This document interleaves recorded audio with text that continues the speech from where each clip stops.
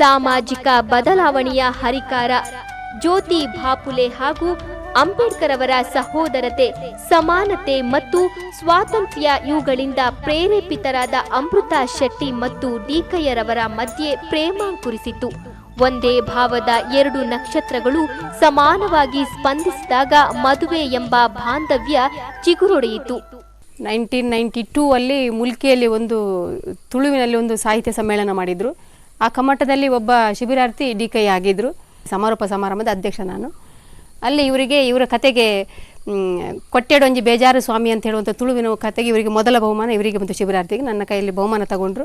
ಹಾಗೆ ಆಯಿತು. 1993 first indigenous conference of India ಅಂತ ಬ್ಯಾಂಗ್ಳೂರಲ್ಲಿ ಒಂದು ಪ್ರೋಗ್ರಾಮ್ ಮಾಡಿದರು.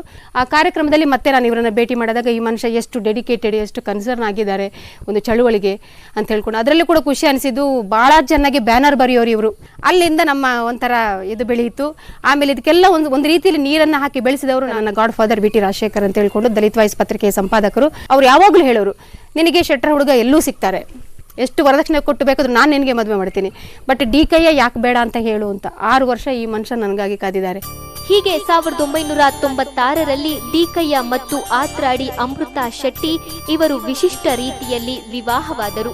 ಗ್ರಾಮದ ಆಲದ ಮರದಡಿಯಲ್ಲಿ ಸೇರಿದ 100 ಗೆಳೆಯರ ಸಮ್ಮುಖದಲ್ಲಿ ಸತಿಪತಿಗಳಾದರು. ಮದುವೆ ಆಗಿ 45 ದಿವಸ ಜಾಥಾ ಹೋಗಿ ಇಡೀ ತುಳುನಾಡಿನಲ್ಲಿ, ತುಳುನಾಡು ಪರಪೋಕು ಊರ್ಬಲಿ ಅಂತ 45 ದಿವಸ ತಿರುಗಾಡಿ 45 ದಿವಸದ ನಂತರ ನಾನು ನನ್ನ ಅತ್ತೆ ಮನೆಗೆ ಬಂದಿರೋದು. ಬೌದ್ಧ ಧರ್ಮದ ಸಂಪ್ರದಾಯದಂತೆ ವಿವಾಹವಾದ ನಂತರ ಸುಮಾರು 45 ದಿವಸಗಳ ಕಾಲ ಜಿಲ್ಲೆಯಾದ್ಯಂತ ಕಾಲ್ನಡಿಗೆಯ ಮೂಲಕ ಜಾಥಾ ನಡೆಸಿ ಬೌದ್ಧ ಸಂಪ್ರದಾಯವನ್ನ ಪ್ರಚಾರ ಮಾಡಿದರು. ಸ್ವತಃ ಸಾಹಿತಿ ಹಾಗೂ ಕಲಾವಿದರು ಆಗಿರುವ ಇವರು ಪ್ರೌಢ ಶಿಕ್ಷಣ ವಿದ್ಯಾರ್ಥಿಯಾಗಿದ್ದಾಗಲೇ ವಸಂತಕುಮಾರ್ ತಾಳ್ತಾಜೆ ಮತ್ತು ಅಮೃತಾ ಸೋಮೇಶ್ವರರವರ ನಿರ್ದೇಶನದಲ್ಲಿ ಹಲವಾರು ಕಡೆ ಯಕ್ಷಗಾನ ಕಲಾವಿದರಾಗಿ ಪ್ರೇಕ್ಷಕರನ್ನು ರಂಜಿಸಿದ್ದಾರೆ. 1991ರಲ್ಲಿ ಇವರು ಸ್ಥಾಪಿಸಿದ ಯಕ್ಷರಂಗ ತರಬೇತಿ ಸಂಸ್ಥೆಯು ದಲಿತ ಸಂಸ್ಕೃತಿಯ ಜೊತೆಗೆ ಯಕ್ಷಗಾನ ಹಾಡು, ನೃತ್ಯ, ನಾಟಕ ತರಬೇತಿಗಳನ್ನು ಏರ್ಪಡಿಸಿ ಹಲವಾರು ಕಲಾವಿದರನ್ನ ಸೃಷ್ಟಿಸಿದ್ದಾರೆ. ಇವರು ಬರೆದ ಅಂಬೇಡ್ಕರ್ ಅವರ ಸಂಕ್ಷಿಪ್ತ ಜೀವನ ಮತ್ತು ಮಂಡಲ ಆಯೋಗದ ಶಿಫಾರಸುಗಳು 2 ವೈಚಾರಿಕ ಬರಹಗಳು ಜನಪ್ರಿಯವಾದವು. ಅಮರ್ ಬೀರೇರ್ ಮತ್ತು ಕಾನದ ಕಟ್ಟದೇರ್ ಇವು ತನ್ನ ಸಮುದಾಯದ ಸಂಸ್ಕೃತಿಯನ್ನ ಬಿಂಬಿಸುವ ಪುಸ್ತಕಗಳಾಗಿವೆ. ಅಲ್ಲದೆ ತುಳುನಾಡಿಗೊಂದು ಶಾಶ್ವತ ದಿನಚರಿಯನ್ನು ಹೊಂದುವ ಆಕಾಂಕ್ಷೆಯಿಂದ 2005 ತುಳು ಕ್ಯಾಲೆಂಡರ್ ಒಂದನ್ನು ಪ್ರಕಟಿಸಿದರು. ಈ ಹಿಂದೆ ಹಿಂದೂ ಧರ್ಮದ ಭಾಗವಾಗಿದ್ದ ದಲಿತರು ಕಾಲಾಂತರದಲ್ಲಿ ಬೌದ್ಧ, ಇಸ್ಲಾಂ, ಕ್ರಿಶ್ಚಿಯನ್ ಮೊದಲಾದ ಧರ್ಮಗಳಿಗೆ ಮತಾಂತರಗೊಂಡರೂ ಅವರ ಆರ್ಥಿಕ, ಸಾಮಾಜಿಕ ಸ್ಥಿತಿ ಸುಧಾರಿಸಿಲ್ಲವಾದ ಕಾರಣ ಡಿಕಯ್ಯರಂತವರ ಸಾಮಾಜಿಕ ಹೋರಾಟಗಳು ಹೆಚ್ಚು ಮಹತ್ವವನ್ನು ಪಡೆಯುತ್ತದೆ. ಎಳವೆಯಲ್ಲೇ ಗಿಡಮರಗಳೊಂದಿಗೆ ಹೆಚ್ಚು ಒಲವು ರೂಢಿಸಿಕೊಂಡಿದ್ದ ಇವರು ಸ್ವತಃ ಕೃಷಿಕರು ಆಗಿದ್ದರು. ಬಿಡುವು ಸಿಕ್ಕಾಗಲೆಲ್ಲ ಹೊಲ ತೋಟಗಳಲ್ಲಿ ಇಂದಿಗೂ ಕೃಷಿ ಚಟುವಟಿಕೆಗಳಲ್ಲಿ ತೊಡಗುವುದು ಅವರ ಜೀವನೋತ್ಸಾಹವನ್ನು ಎತ್ತಿ ತೋರಿಸುತ್ತದೆ. ಹೀಗೆ ಹಲವು ಕ್ಷೇತ್ರದಲ್ಲಿ ತೊಡಗಿಸಿಕೊಂಡ ಬಹುಮುಖ ಪ್ರತಿಭೆಯ ಡಿಕಯ್ಯ ಇವರದು ಮಕ್ಕಳಿಲ್ಲದ ಕುಟುಂಬ. ಪತ್ನಿ ಅಮೃತಾರವರ ಅಕ್ಕನ ಮಗನನ್ನ ದತ್ತು ಪಡೆದಿರುವ ಇವರು ನಿವೃತ್ತಿಯ ನಂತರ ರಾಜ್ಯ ಮಟ್ಟದಲ್ಲಿ ಬೌದ್ಧ ಧರ್ಮದ ಪ್ರಚಾರಕ್ಕೆ ತೊಡಗಿಸಿಕೊಳ್ಳುತ್ತೇನೆ ಎನ್ನುವ ಇವರ ಮಾತಿನಲ್ಲಿ ಸಮುದಾಯದಲ್ಲೇ ಬದಲಾವಣೆ ತರುವ ಛಲ ಇದೆ, ದೃಢತೆ ಇದೆ.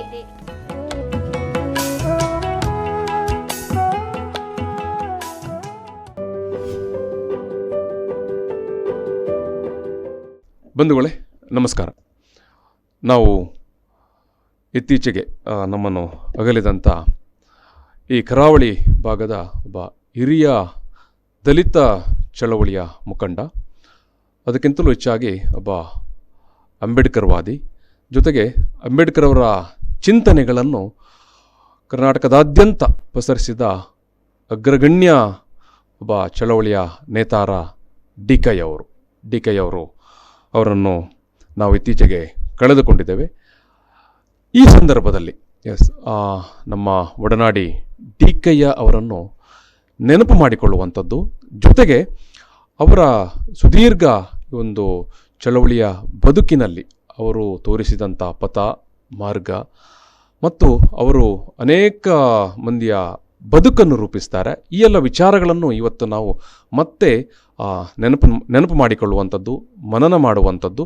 ಒಟ್ಟು ಈ ಕಾರ್ಯಕ್ರಮದ ಆಶಯ DKI ಅವರ ಸಾಧನೆ ಮತ್ತು ಅವರು ತೋರಿದ ಆ ಬದ್ಧತೆ, ಬಹುಮುಖ್ಯವಾಗಿ ದಲಿತ ಚಳವಳಿಯನ್ನು ಕಟ್ಟಿದ ಬಗೆ, ಅಂಬೇಡ್ಕರ್ ವಾದವನ್ನು ಪಸರಿಸಿದ ವಿಚಾರ, ಎಲ್ಲ ವಿಚಾರಗಳು ನಮ್ಮ ನಡುವೆ ಮತ್ತೆ ಮತ್ತೆ ಅದು ನಾವು ನೆನಪು ಮಾಡ್ತಾ ಇರಬೇಕು ಮತ್ತು ನಮ್ಮ ಜೊತೆಗೇ ಇರಬೇಕು. ಅಂದರೆ DKI ಅವರು ಕೂಡ ನಮ್ಮ ಜೊತೆಗೇನೆ ಇದ್ದಾರೆ ಅನ್ನುವುದನ್ನು ರೂಪಿಸುವ ಸಲುವಾಗಿ ಇವತ್ತಿನ ಈ ಒಂದು ಕಾರ್ಯಕ್ರಮವನ್ನು V4 ವಾಹಿನಿಯಿಂದ ನಾವು ಆಯೋಜಿಸಿದ್ದೇವೆ. ಇವತ್ತಿನ ಈ ಕಾರ್ಯಕ್ರಮದಲ್ಲಿ DKI ಅವರ ಬಹುಕಾಲದ ಒಡನಾಡಿಗಳು, ಅವರ ಚಳವಳಿಯ ಸಂಗಾತಿಗಳು, ಅವರ ಸ್ನೇಹಿತರು ಇವತ್ತು ಮಾತಾಡಲಿಕ್ಕಿದ್ದಾರೆ, DKI ಅವರನ್ನು ನೆನಪು ಮಾಡಿಕೊಳ್ಳಲಿಕ್ಕಿದ್ದಾರೆ. ಇವತ್ತಿನ ಈ ಒಂದು ಸಭೆಯಲ್ಲಿ ನಮ್ಮ ಜೊತೆಗೆ ಸ್ಟುಡಿಯೋದಲ್ಲಿ ಭಾಗಿಯಾಗ್ತಾ ಇರುವವರು ದೇವಿಕಾ ಶೆಟ್ಟಿಯವರು, ಶೇಖರ್ ಲಾಯ್ಲಾ, ಕೆ ಯಾದವ್ ಶೆಟ್ಟಿಯವರು, ಎಂ ದೇವದಾಸ್ ಅವರು, ಮೊಹಮ್ಮದ್ ಹನೀಫ್ ಅವರು, ಎಂ ಶಾಂತಾರಾಮ್ ಅವರು, ಡಾಕ್ಟರ್ ವಾಸುದೇವ ಬೆಳ್ಳೆ ಅವರು, ಪುಷ್ಪರಾಜ್ BN ಅವರು, ವೆಂಕಣ್ಣ ಕೊಯ್ಯೂರು, ಅರಿಯಪ್ಪ ಮುತ್ತೂರು, ಅಚ್ಯುತ ಸಂಪಿಗೆಯವರು, Satish ಕಕ್ಕೆಪದವ್, Shekhar VG, M Ramesh ಬೋದಿ, Shalini R ಬೋದಿ, Gopal Muttur, Lokesh Muttur, Anand ಸಂಪಿಗೆ. ನಾನು ಈ ಒಂದು ಸಭೆಯನ್ನು ಆರಂಭಿಸುವಂಥ ಸಂದರ್ಭದಲ್ಲಿ ನಮ್ಮ ಜೊತೆಗಿರುವಂಥ ಹಿರಿಯ ಚಳವಳಿಯ ನೇತಾರರು ಎಂ ದೇವದಾಸ್ ಅವರು ಮೊದಲಾಗಿ ಇವತ್ತಿನ ಈ ಒಂದು ನುಡಿ ನಮನ ಕಾರ್ಯಕ್ರಮಕ್ಕಿಂತಲೂ ಹೆಚ್ಚಾಗಿ ನಾವು DKI ಅವರು ನಮ್ಮ ಜೊತೆಗೇ ಇದ್ದಾರೆ. ಅವರು ಹಾಕಿಕೊಟ್ಟಂಥ ಒಂದು ಮಾರ್ಗದರ್ಶನ ಏನಿದೆ, ಅಂಬೇಡ್ಕರ್ ಅವರ ಬಗ್ಗೆ ಅವರು ಅವರು ತೋರಿಸಿದಂಥ ಮತ್ತು ಅವರು ಹೇಳಿಕೊಟ್ಟಂಥ ಏನು ತತ್ವ ಸಿದ್ಧಾಂತಗಳೇನಿದೆ ಅವೆಲ್ಲವೂ ನಮ್ಮ ಜೊತೆಗೆ ಸದಾ ಇರುತ್ತದೆ ಮತ್ತು ಇರಬೇಕು ಅನ್ನುವ ಆಶಯದೊಂದಿಗೆ ಇವತ್ತಿನ ಈ ಒಂದು ಸಭೆಯನ್ನು ಆರಂಭಿಸ್ತಾ ಇದ್ದೇವೆ. ನಾನು ಎಂ ದೇವದಾಸ್ ಅವರನ್ನು ಮೊದಲಿಗೆ ಈ ಒಂದು ಪೋಡಿಯಂಗೆ ಆಹ್ವಾನಿಸ್ತಾ ಇದ್ದೇನೆ. ಸರ್, ಬನ್ನಿ ಪ್ಲೀಸ್. ನಮ್ಮೆಲ್ಲರ ಒಡನಾಡಿಯಾಗಿದ್ದಂಥ ದಲಿತ ಚಳವಳಿಯ ಹಿರಿಯ ನೇತಾರ DKI ಅವರು ಕಳೆದ ಜುಲೈ ತಿಂಗಳಲ್ಲಿ ಅವರ ಅಗಲಿಕೆ ನಮ್ಮೆಲ್ಲರಿಗೂ ತುಂಬ ನೋವು ಮತ್ತು ಸಮಾಜಕ್ಕೆ ಒಂದು ನಷ್ಟವನ್ನು ಉಂಟು ಮಾಡಿದೆ.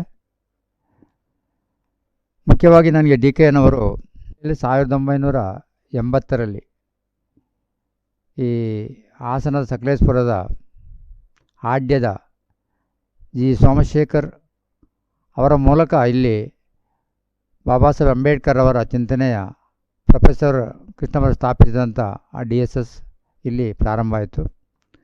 ಆ ಸಂದರ್ಭದಿಂದಲೇ ನನಗೆ DKI ಅವರು ಪರಿಚಯ, ಜೊತೆಗೆ ಬೆಳ್ತಂಗಡಿಯ ಪ್ರದೇಶದಲ್ಲಿ ಅಥವಾ ನಮ್ಮ ಈ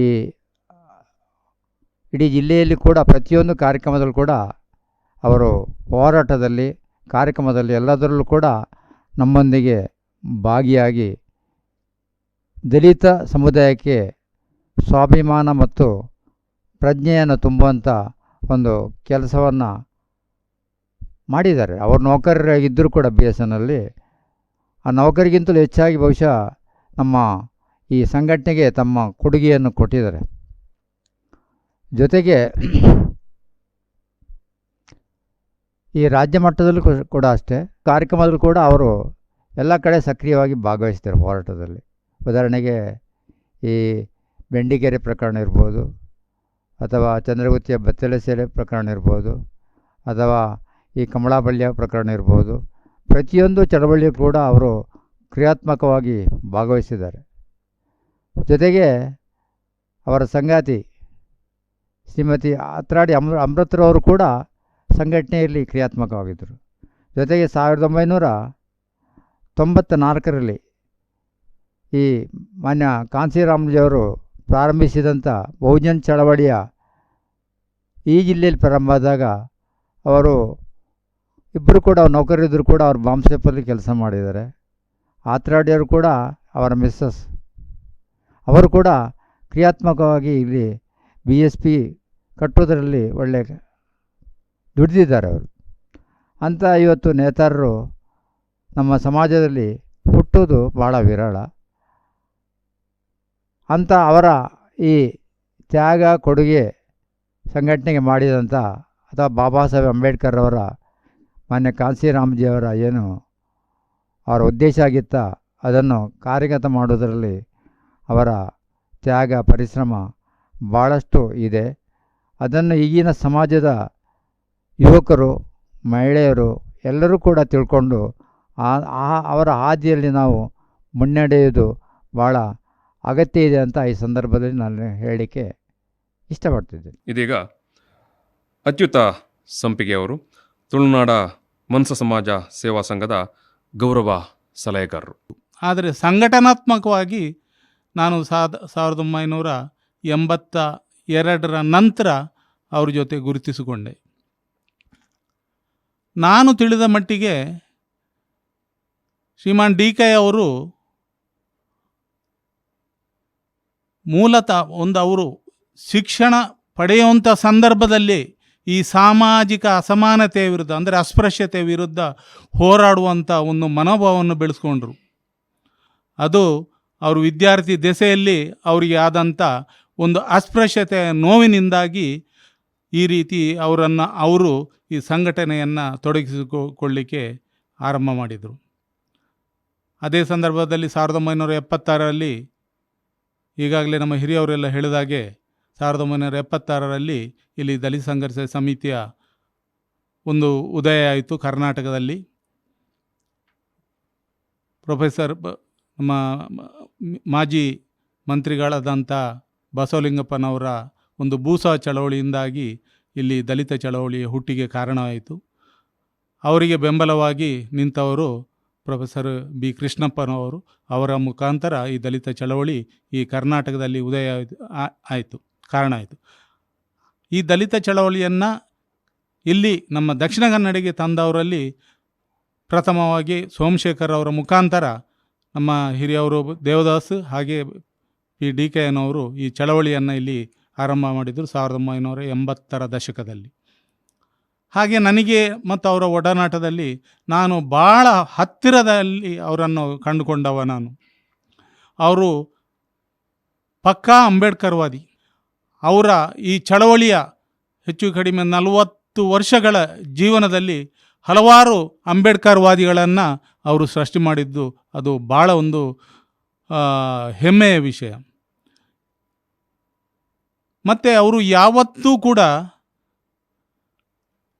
ಸಿದ್ಧಾಂತದ ಜೊತೆ ರಾಜಿ ಮಾಡಿಕೊಂಡವರಲ್ಲ. ಇದು ಅವರೊಂದು ಭಾಳ ದೊಡ್ಡ ಗುಣ. ಸಿದ್ಧಾಂತದ ಜೊತೆ ಎಂದೂ ಕೂಡ ಅವರು ರಾಜಿ ಮಾಡಿಕೊಂಡಂಥ ಪ್ರವೃತ್ತಿ ಅವ್ರದ್ದೇ ಅಲ್ಲವೇ ಅಲ್ಲ.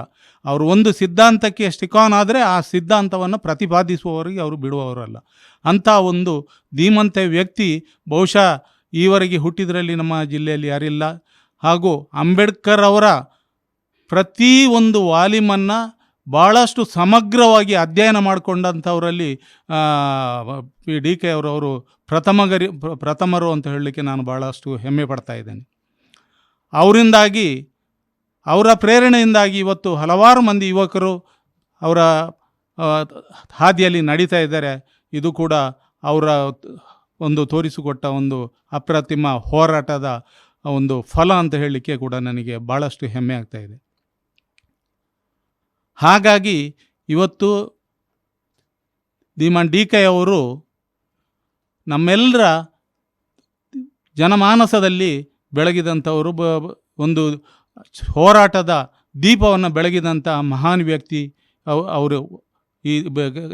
ಅದನ್ನು ಕೂಡ ಕರ್ನಾಟಕದಾದ್ಯಂತ ಇವತ್ತು ದಕ್ಷಿಣ ಕನ್ನಡದಲ್ಲಿ ದಕ್ಷಿಣ ಕನ್ನಡ ಜಿಲ್ಲೆಯಲ್ಲಿ ಮಾತ್ರ ಅಲ್ಲ, ಕರ್ನಾಟಕದಾದ್ಯಂತ ಇಡೀ ಒಂದು ದಲಿತ ಚಳವಳಿ ಹಾಗೆಯೇ ಬಹುಜನ ಚಳವಳಿಯನ್ನು ಆರಂಭದಲ್ಲಿ ಇಲ್ಲಿ ಬರೀ ದಲಿತ ಚಳವಳಿ ಅಂತ ಆರಂಭ ಆಯಿತು.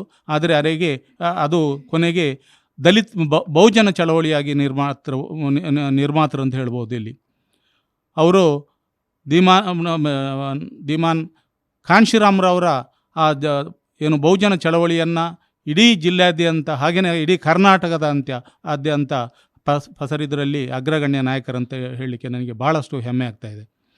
ಅವರು ಬರೀ ಕರ್ನಾಟಕ ರಾಜ್ಯದಲ್ಲಿ ಅಲ್ಲ, ಭಾರತ ದೇಶದ ಹಲವಾರು ರಾಜ್ಯಗಳಲ್ಲಿ ಸಂಚರಿಸಿ ಅವರು ಈ ನಮ್ಮ ಬಹುಜನ ಚಳವಳಿಯ ಒಂದು ವಿಚಾರಗಳನ್ನು ಪ್ರಸಾರ ಮಾಡಿದರಲ್ಲಿ ಕೂಡ ಅಗ್ರಗಣ್ಯರು ಅವರು. ಯಾಕೆಂತೇಳಿದರೆ ಇವರ ಬಾಬಾ ಸಾಹೇಬ್ ಅಂಬೇಡ್ಕರ್ ಅವರ ಅವರ ಜನ್ಮ ಶತಾಬ್ದಿಯ ದಿನದಲ್ಲಿ ಸೈಕಲ್ ಜಾಥವನ್ನು ಮಾಡಿ ಕರ್ನಾಟಕಾದ್ಯಂತ ತಿರುಗಾಡಿ, ಹಾಗೆಯೇ ಅಸ್ಸಾಂ, ಆಮೇಲೆ ಒರಿಸ್ಸಾ ಇಂಥ ರಾಜ್ಯಗಳಲ್ಲಿ ಕೂಡ ತಿರುಗಿ ಅವರ ಜೊತೆ ಎಂ ಗೋಪಿನಾಥ್, ಎನ್ ಮಹೇಶ್ ಇಂಥವರೆಲ್ಲ ತಿರುಗಾಡಿ ಇಡೀ ಬಾಬಾ ಸಾಹೇಬ್ ಅಂಬೇಡ್ಕರ್ ಅವರ ಚಿಂತನೆಯನ್ನು ಪ್ರಸಾರ ಮಾಡುವುದರಲ್ಲಿ ಅಗ್ರಗಣ್ಯರಾಗಿದ್ದಾರೆ. ಹಾಗಾಗಿ ಇವತ್ತು ಡಿ ಕೆನವರು ನಮ್ಮೆಲ್ಲರ ಜನಮಾನಸದಲ್ಲಿ ಉಳಿಯುವಂಥ ಒಂದು ಕೆಲಸವನ್ನು ಮಾಡಿ ಹೋಗಿದ್ದಾರೆ. ಅದಕ್ಕೆ ಬಾಬಾ ಸಾಹೇಬ್ ಅಂಬೇಡ್ಕರ್ ಅವರು ಒಂದು ಮಾತು ಹೇಳ್ತಾರೆ, ಏನಂತ ಹೇಳಿದರೆ, ಯಾರು ತನಗೋಸ್ಕರ ಸ್ವಾರ್ಥಕ್ಕೋಸ್ಕರ ಬದುಕುತ್ತಾರ ಅಥವಾ ಒಂದು ಚಳವಳಿ ಮಾಡ್ತಾರ ಅವರು ನೇಪಥ್ಯಕ್ಕೆ ಹೋಗ್ತಾರೆ. ಆದರೆ ಯಾರು ಸಮಾಜಕ್ಕೋಸ್ಕರ ಸ್ವಾರ್ಥರಹಿತ ಒಂದು ಚಳವಳಿಯನ್ನು ಮಾಡ್ತಾರ ಅವರು ಇತಿಹಾಸದ ಪುಟ ಸೇರ್ತಾರೆ ಅಂತೇಳಿ. ಇದರಲ್ಲಿ ಧೀಮಾನ್ ಡಿ ಕೆನವರು ಇತಿಹಾಸದ ಪುಟದಲ್ಲಿ ಸೇರಿಕೊಂಡಿದ್ದಾರೆ. ಅವರು ಇಡೀ ಜಿಲ್ಲೆಯಲ್ಲಿ ನಮ್ಮ ಒಂದು ಜಾತಿಯ ಬಗ್ಗೆ ಒಂದು ಪ್ರಜ್ಞೆ ಮೂಡಿಸಿದ್ದು ಬರೇ ದಲಿತರಲ್ಲಿ ಮಾತ್ರ ಅಲ್ಲ, ಇವತ್ತು ಬಹುಜನರಲ್ಲಿ, ಅಂದರೆ ಏನು ಅಲ್ಪಸಂಖ್ಯಾತರು ಇರ್ಬೋದು ಅಥವಾ ಇವತ್ತು ಏನು ಹಿಂದುಳಿದ ವರ್ಗದ ಅವರು ಇರ್ಬೋದು, ಅವರಿಗೆ ಕೂಡ ಒಂದು ಜಾತಿಯ ಬಗ್ಗೆ ಕೀಳರಿಮೆ ಇದ್ದಂಥ ಸಂದರ್ಭದಲ್ಲಿ ಜಾತಿಯ ಬಗ್ಗೆ ಪ್ರಜ್ಞೆ ಮೂಡಿಸುವುದರಲ್ಲಿ ಬಹಳಷ್ಟು ಒಂದು ನೈಪುಣ್ಯತೆ ಹೊಂದಿದಂಥ ಒಂದು ನಾಯಕರಂತ ಎಣಿಸಿಕೊಂಡಿದ್ದಾರೆ. ಯಾಕೆಂತ ಹೇಳಿದರೆ, ಒಂದು ಜಾತಿಯ ಬಗ್ಗೆ ಸ್ಪಷ್ಟೀಕರಣ ಕೊಡುವುದರಲ್ಲಿ ಬಹುಶಃ ಅದು ಡಿ ಕೆ ಅವರನ್ನು ಮೀರಿದರೆ ಬೇರೆ ನಮ್ಮ ಈ ಕರಾವಳಿ ಭಾಗದಲ್ಲಿ ಅಥವಾ ಕರ್ನಾಟಕದಲ್ಲಿ ಯಾರು ಕೂಡ ಇಲ್ಲ ಅಂತ ಹೇಳುವಂಥ ಒಂದು ನೈಪುಣ್ಯತೆಯನ್ನು ಹೊಂದಿದವರು ಅವರು. ಯಾಕೆಂತ ಹೇಳಿದರೆ, ಜಾತಿ ಅಂದರೆ ಏನು ಅಂತೇಳಿದರೆ ಬೇಕಾದಷ್ಟು ಓದಿದವರು ಇದ್ದಾರೆ ಈ ಜಿಲ್ಲೆಯಲ್ಲಿ ಅಥವಾ ರಾಜ್ಯದಲ್ಲಿ, ಬೇರೆ ಬೇರೆ ವಿದ್ವಾಂಸರಿದ್ದಾರೆ. ಆದರೆ ಜಾತಿ ಅಂದರೆ ಏನು ಅಂತ ಹೇಳೋದ್ರ ಬಗ್ಗೆ ಬಹುಶಃ ಡಿ ಕೆ ಅವರಷ್ಟು ಒಂದು ಮನದಟ್ಟಾಗಿ ತಿಳಿಸೋರಲ್ಲಿ ಬೇರೆ ಯಾರು ಕೂಡ ಇಲ್ಲ. ಅದನ್ನು ಅವರು ಧೀಮಾನ್ ಕಾನ್ಶಿರಾಮ್ ಅವ್ರ ಹತ್ರ ಕಲಿತುಕೊಂಡವರು. ಹಾಗಾಗಿ ಇಲ್ಲಿ ಪ್ರತಿಯೊಬ್ಬ ಜಾತಿ ಜನಾಂಗದವರು ಕೂಡ ತಮ್ಮ ಜಾತಿಯ ಬಗ್ಗೆ ಹೆಮ್ಮೆ ಪಡುವಂಥ ವಿಚಾರಗಳನ್ನು ಅವರು ಹೇಳುತ್ತಾ ಬಂದಿದ್ದಾರೆ. ಹಾಗಾಗಿ ಅವರು ಬಹುಜನ ನಾಯಕನಾಗಿ ರೂಪುಗೊಂಡರು. ಆರಂಭದಲ್ಲಿ ದಲಿತ ನಾಯಕನಾಗಿ ಇಲ್ಲಿ ಆರಂಭಗೊಂಡು ಆಮೇಲೆ ಬಹುಜನ ನಾಯಕನಾಗಿ ಆರಂಭಗೊಂಡರು.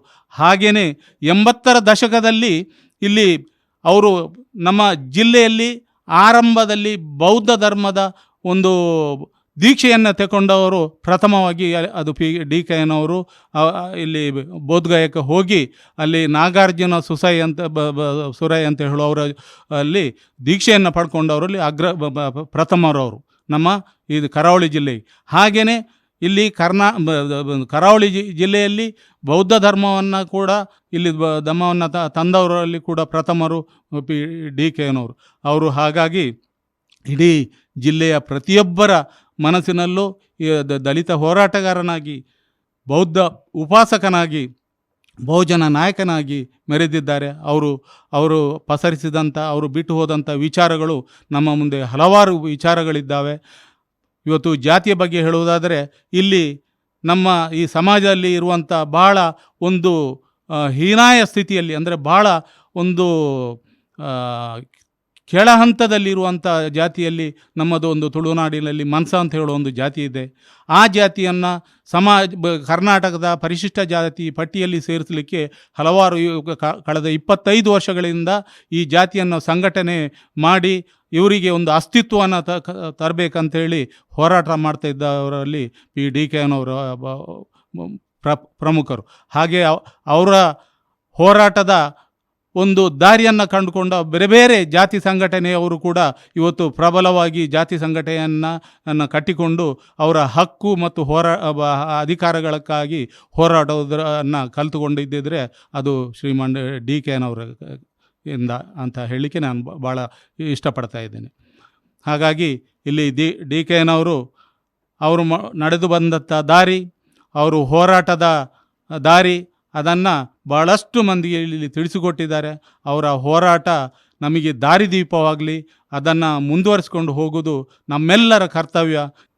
ಇದೀಗ ಹಿರಿಯ ವಕೀಲರಾಗಿರುವ ಮತ್ತು DK ಅವರ ಬಹುಕಾಲದ ಒಡನಾಡಿಯಾಗಿದ್ದಂಥ ಮೊಹಮ್ಮದ್ ಹನೀಫ್ ಅವರು. ನನಗೂ DK ಅವರಿಗೆ ಒಂದು 30 ವರ್ಷದ ಒಂದು ಸಮಾಜ ಪರಿವರ್ತನಾ ಒಂದು ಚಳವಳಿಯಲ್ಲಿ ಅವರೊಟ್ಟಿಗೆ ಅವರ ಸಂಬಂಧ. VT ರಾಜಶೇಖರ್ ಮತ್ತು DK ಅವರು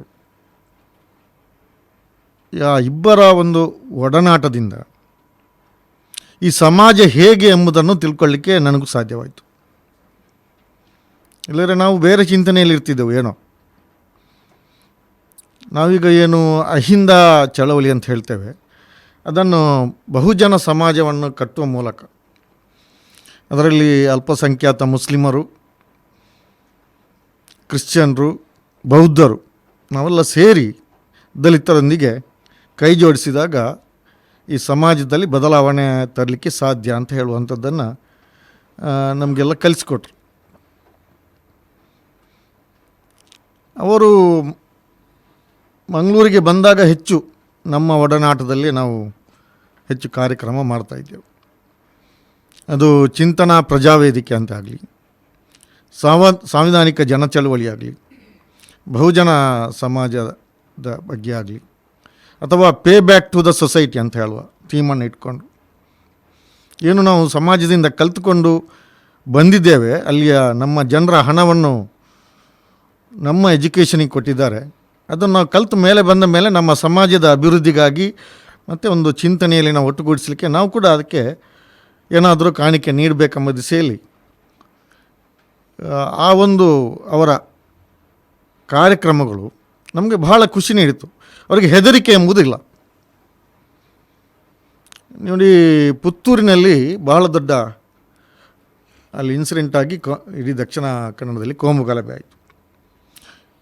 ಪುತ್ತೂರು ಗಲಭೆ ಯಾರ ಸ್ವಾರ್ಥಕ್ಕೆ ಯಾರ ಬಲಿ ಅಂತ ಹೇಳಿ ಒಂದು ಸಣ್ಣ ಹೊತ್ತಿಗೆ ಪ್ರಕಟಿಸಿ ಅದರ ಮೂಲಕ ಮುಸ್ಲಿಮರಿಗೂ ಮತ್ತು ಹಿಂದುಳಿದ ಜಾತಿಯವರಿಗೂ ದಲಿತರಿಗೂ ಒಂದು ಜ್ಞಾನ ಬರುವ ಹಾಗೆ ಮಾಡಿ ಕೋಮು ಸಾಮರಸ್ಯವನ್ನು ಕಾಪಾಡಲಿಕ್ಕೆ ಆಯಿತು. ಇಲ್ಲರ ಮತ್ತು ಹೆಚ್ಚಾಗ್ತಿತ್ತು ತಿಳುವಳಿಕೆ ಇಲ್ಲದೆ.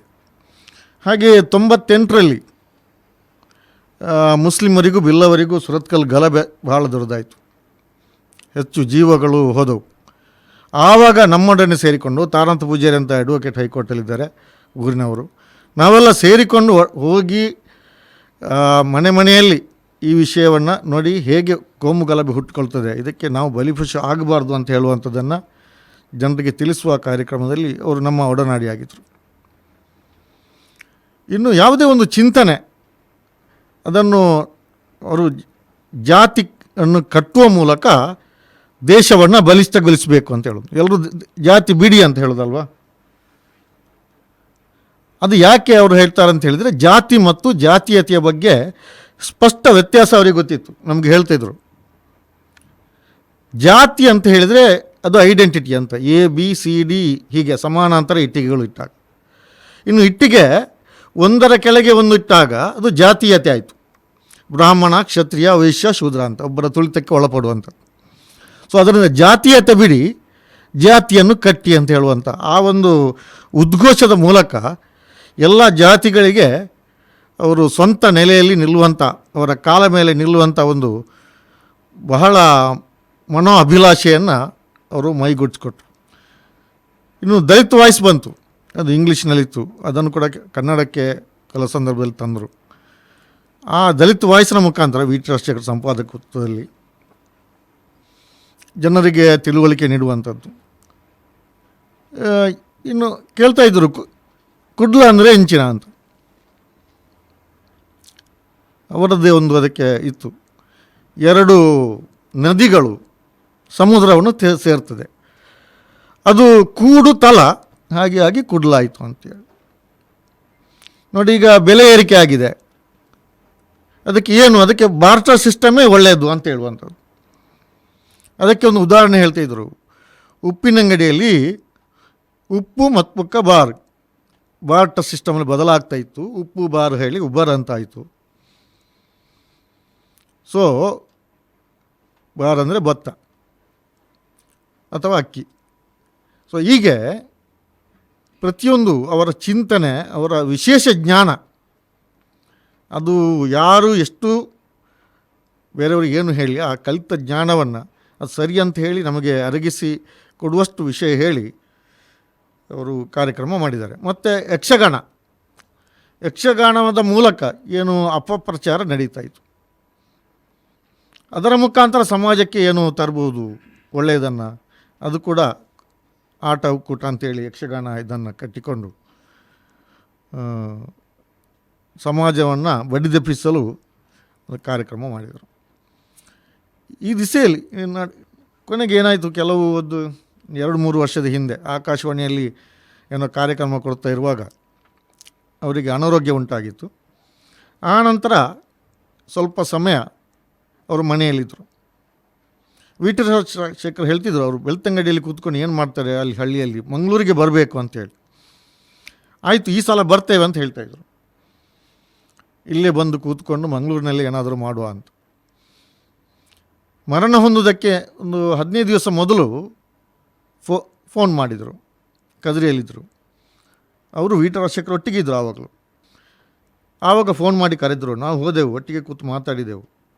ಆನಂತರ 15 ದಿವಸ ನಂತರ ಈ ಒಂದು ಅವರ ಮರಣದ ವಿಷಯ ತಿಳಿಯಿತು. ಅಂತೂ ಅವರ ಇಷ್ಟು 30 ವರ್ಷಗಳ ಒಡನಾಡಿಯಾಗಿ ಇದ್ದುಕೊಂಡದ್ದು ಖಂಡಿತವಾಗಿ ನಮ್ಮ ಜೀವನದಲ್ಲಿ ಬದಲಾವಣೆ ತಂದಿದೆ. ಮುಸ್ಲಿಂ ಸಮಾಜದಲ್ಲಿ ಬದಲಾವಣೆ ತಂದಿದೆ, ದಲಿತ ಸಮಾಜದಲ್ಲಿ ಬದಲಾವಣೆ ತಂದಿದೆ, ಹಿಂದುಳಿದ ವರ್ಗದಲ್ಲಿ ಬದಲಾವಣೆ. ಅವರು ಯಾರು ಒಬ್ಬರ ಖಾಲಿ ದಲಿತರ ನಾಯಕ ಅಲ್ಲ, ಅವರು ಬಹುಜನ ನಾಯಕ. ಖಂಡಿತವಾಗಿ ಅವರನ್ನು ಮರೆಯಲಿಕ್ಕೆ ಸಾಧ್ಯ ಇಲ್ಲ. ಅದು ಒಂದಿರ್ತದೆ, ಕೆಲವರು ಕಾರ್ಯಕ್ರಮ ಮಾಡ್ತಾರೆ, ಅವರು ಮರಣ ಹೊಂದುವಾಗ ಅದು ಹೊರಟು ಹೋಗ್ತದೆ. ಆದರೆ ಅವರು ನಮಗೆಲ್ಲರಿಗೆ ಕಲಿಸಿಕೊಟ್ಟದ್ರಿಂದ ನಾವೀಗ ಅವರನ್ನು ನೆನಪು ಮಾಡ್ತಾ ಇದ್ದೇವೆ. ಅವರನ್ನು ನೆನಪು ಮಾಡಲಿಕ್ಕೆ ಕೆಲವು ಜನರನ್ನಾದರೂ ಅವ್ರು ಬಿಟ್ಟು ಹೋಗಿದ್ದಾರೆ. ಇನ್ನು ಈ ಪರಂಪರೆ ಅದು ಮುಂದುವರಿಯುತ್ತದೆ. ಸೊ ಅಂಥ ಒಂದು, ಈಗ ಅಂಬೇಡ್ಕರ್ನವರನ್ನು ತುಳುನಾಡಿನ ಅಂಬೇಡ್ಕರ್ ಅಂತ ಹೇಳಿ ಕರಿತೇವೆ. ಅವರು ಅಂಬೇಡ್ಕರ್ ಹಾಗೆ ಬುದ್ಧ ಧರ್ಮವನ್ನು ಒಪ್ಪಿಕೊಂಡರು. ಮತ್ತು ಪ್ರತಿಯೊಂದು ಅಂಬೇಡ್ಕರ್ರ ಚಿಂತನೆಯನ್ನು ಮೈಗೂಡಿಸಿಕೊಂಡು ನಮಗೆಲ್ಲ ಹೇಳಿಕೊಟ್ರು. ಮತ್ತು ಅವರ ಪತ್ನಿ ಅತ್ರಾಡಿ ಅಮೃತರವರು, ಅವರು ಕೂಡ ಅವರೊಟ್ಟಿಗೆ ಹೆಗಲಿಗೆ ಹೆಗಲು ಕೊಟ್ಟು ಪ್ರತಿಯೊಂದು ಸಂದರ್ಭದಲ್ಲಿ ಬಂದು ಏನೆಲ್ಲ ಹೇಳಬೇಕು, ಸಮಾಜಕ್ಕೆ ಏನೆಲ್ಲ ಕೊಡಬೇಕು ಅದನ್ನೆಲ್ಲವನ್ನು ಸಮಾಜಕ್ಕೆ ಕೊಟ್ಟರು. ಇನ್ನು ಇದನ್ನು ಮರೆತು ಬಿಟ್ಟರೆ ಏನಾಗ್ತದೆ, ನಾವು ಅವರು ಏನು ನಮಗೆ ಹೇಳಿಕೊಟ್ಟಿದ್ದಾರೆ, ಏನೆಲ್ಲ ಆಗಬೇಕಂತ ಅವರು ಚಿಂತಿಸಿದ್ರು, ಇನ್ನು ಕೆಲವು ವರ್ಷ ಬದುಕಿದರೆ ಅದನ್ನು ಮುಂದುವರಿಸಿಕೊಂಡು ಹೋಗುವಂಥದ್ದು ನಮ್ಮ ಕರ್ತವ್ಯ ಇದೆ. ಇದೀಗ ಕೆ ಯಾದವ್ ಶೆಟ್ಟಿಯವರು, ಕರ್ನಾಟಕ ಪ್ರಾಂತ ರೈತ ಸಂಘದ ರಾಜ್ಯ ಉಪಾಧ್ಯಕ್ಷರು. ಡಿ ಕೆ ಆರ್ ಅವರ ಅಗಲುವಿಕೆ ಇಡೀ ಕರ್ನಾಟಕದ ಒಂದು ಪ್ರಗತಿಪರ ಚಳವಳಿಗೆ ದೊಡ್ಡದಾದ ಒಂದು ಹೊಡೆತವನ್ನು ಕೊಟ್ಟಿದೆ. ನನಗೆ ಡಿ ಕೆ ಆರ್ ಅವರ ಪರಿಚಯ ಸುಮಾರು 25-30 ವರ್ಷಗಳಿಂದ ಇತ್ತು. 80ರ ದಶಕದಲ್ಲಿ ಕರ್ನಾಟಕದಲ್ಲಿ ದಲಿತ ಸಂಘರ್ಷ ಸಮಿತಿ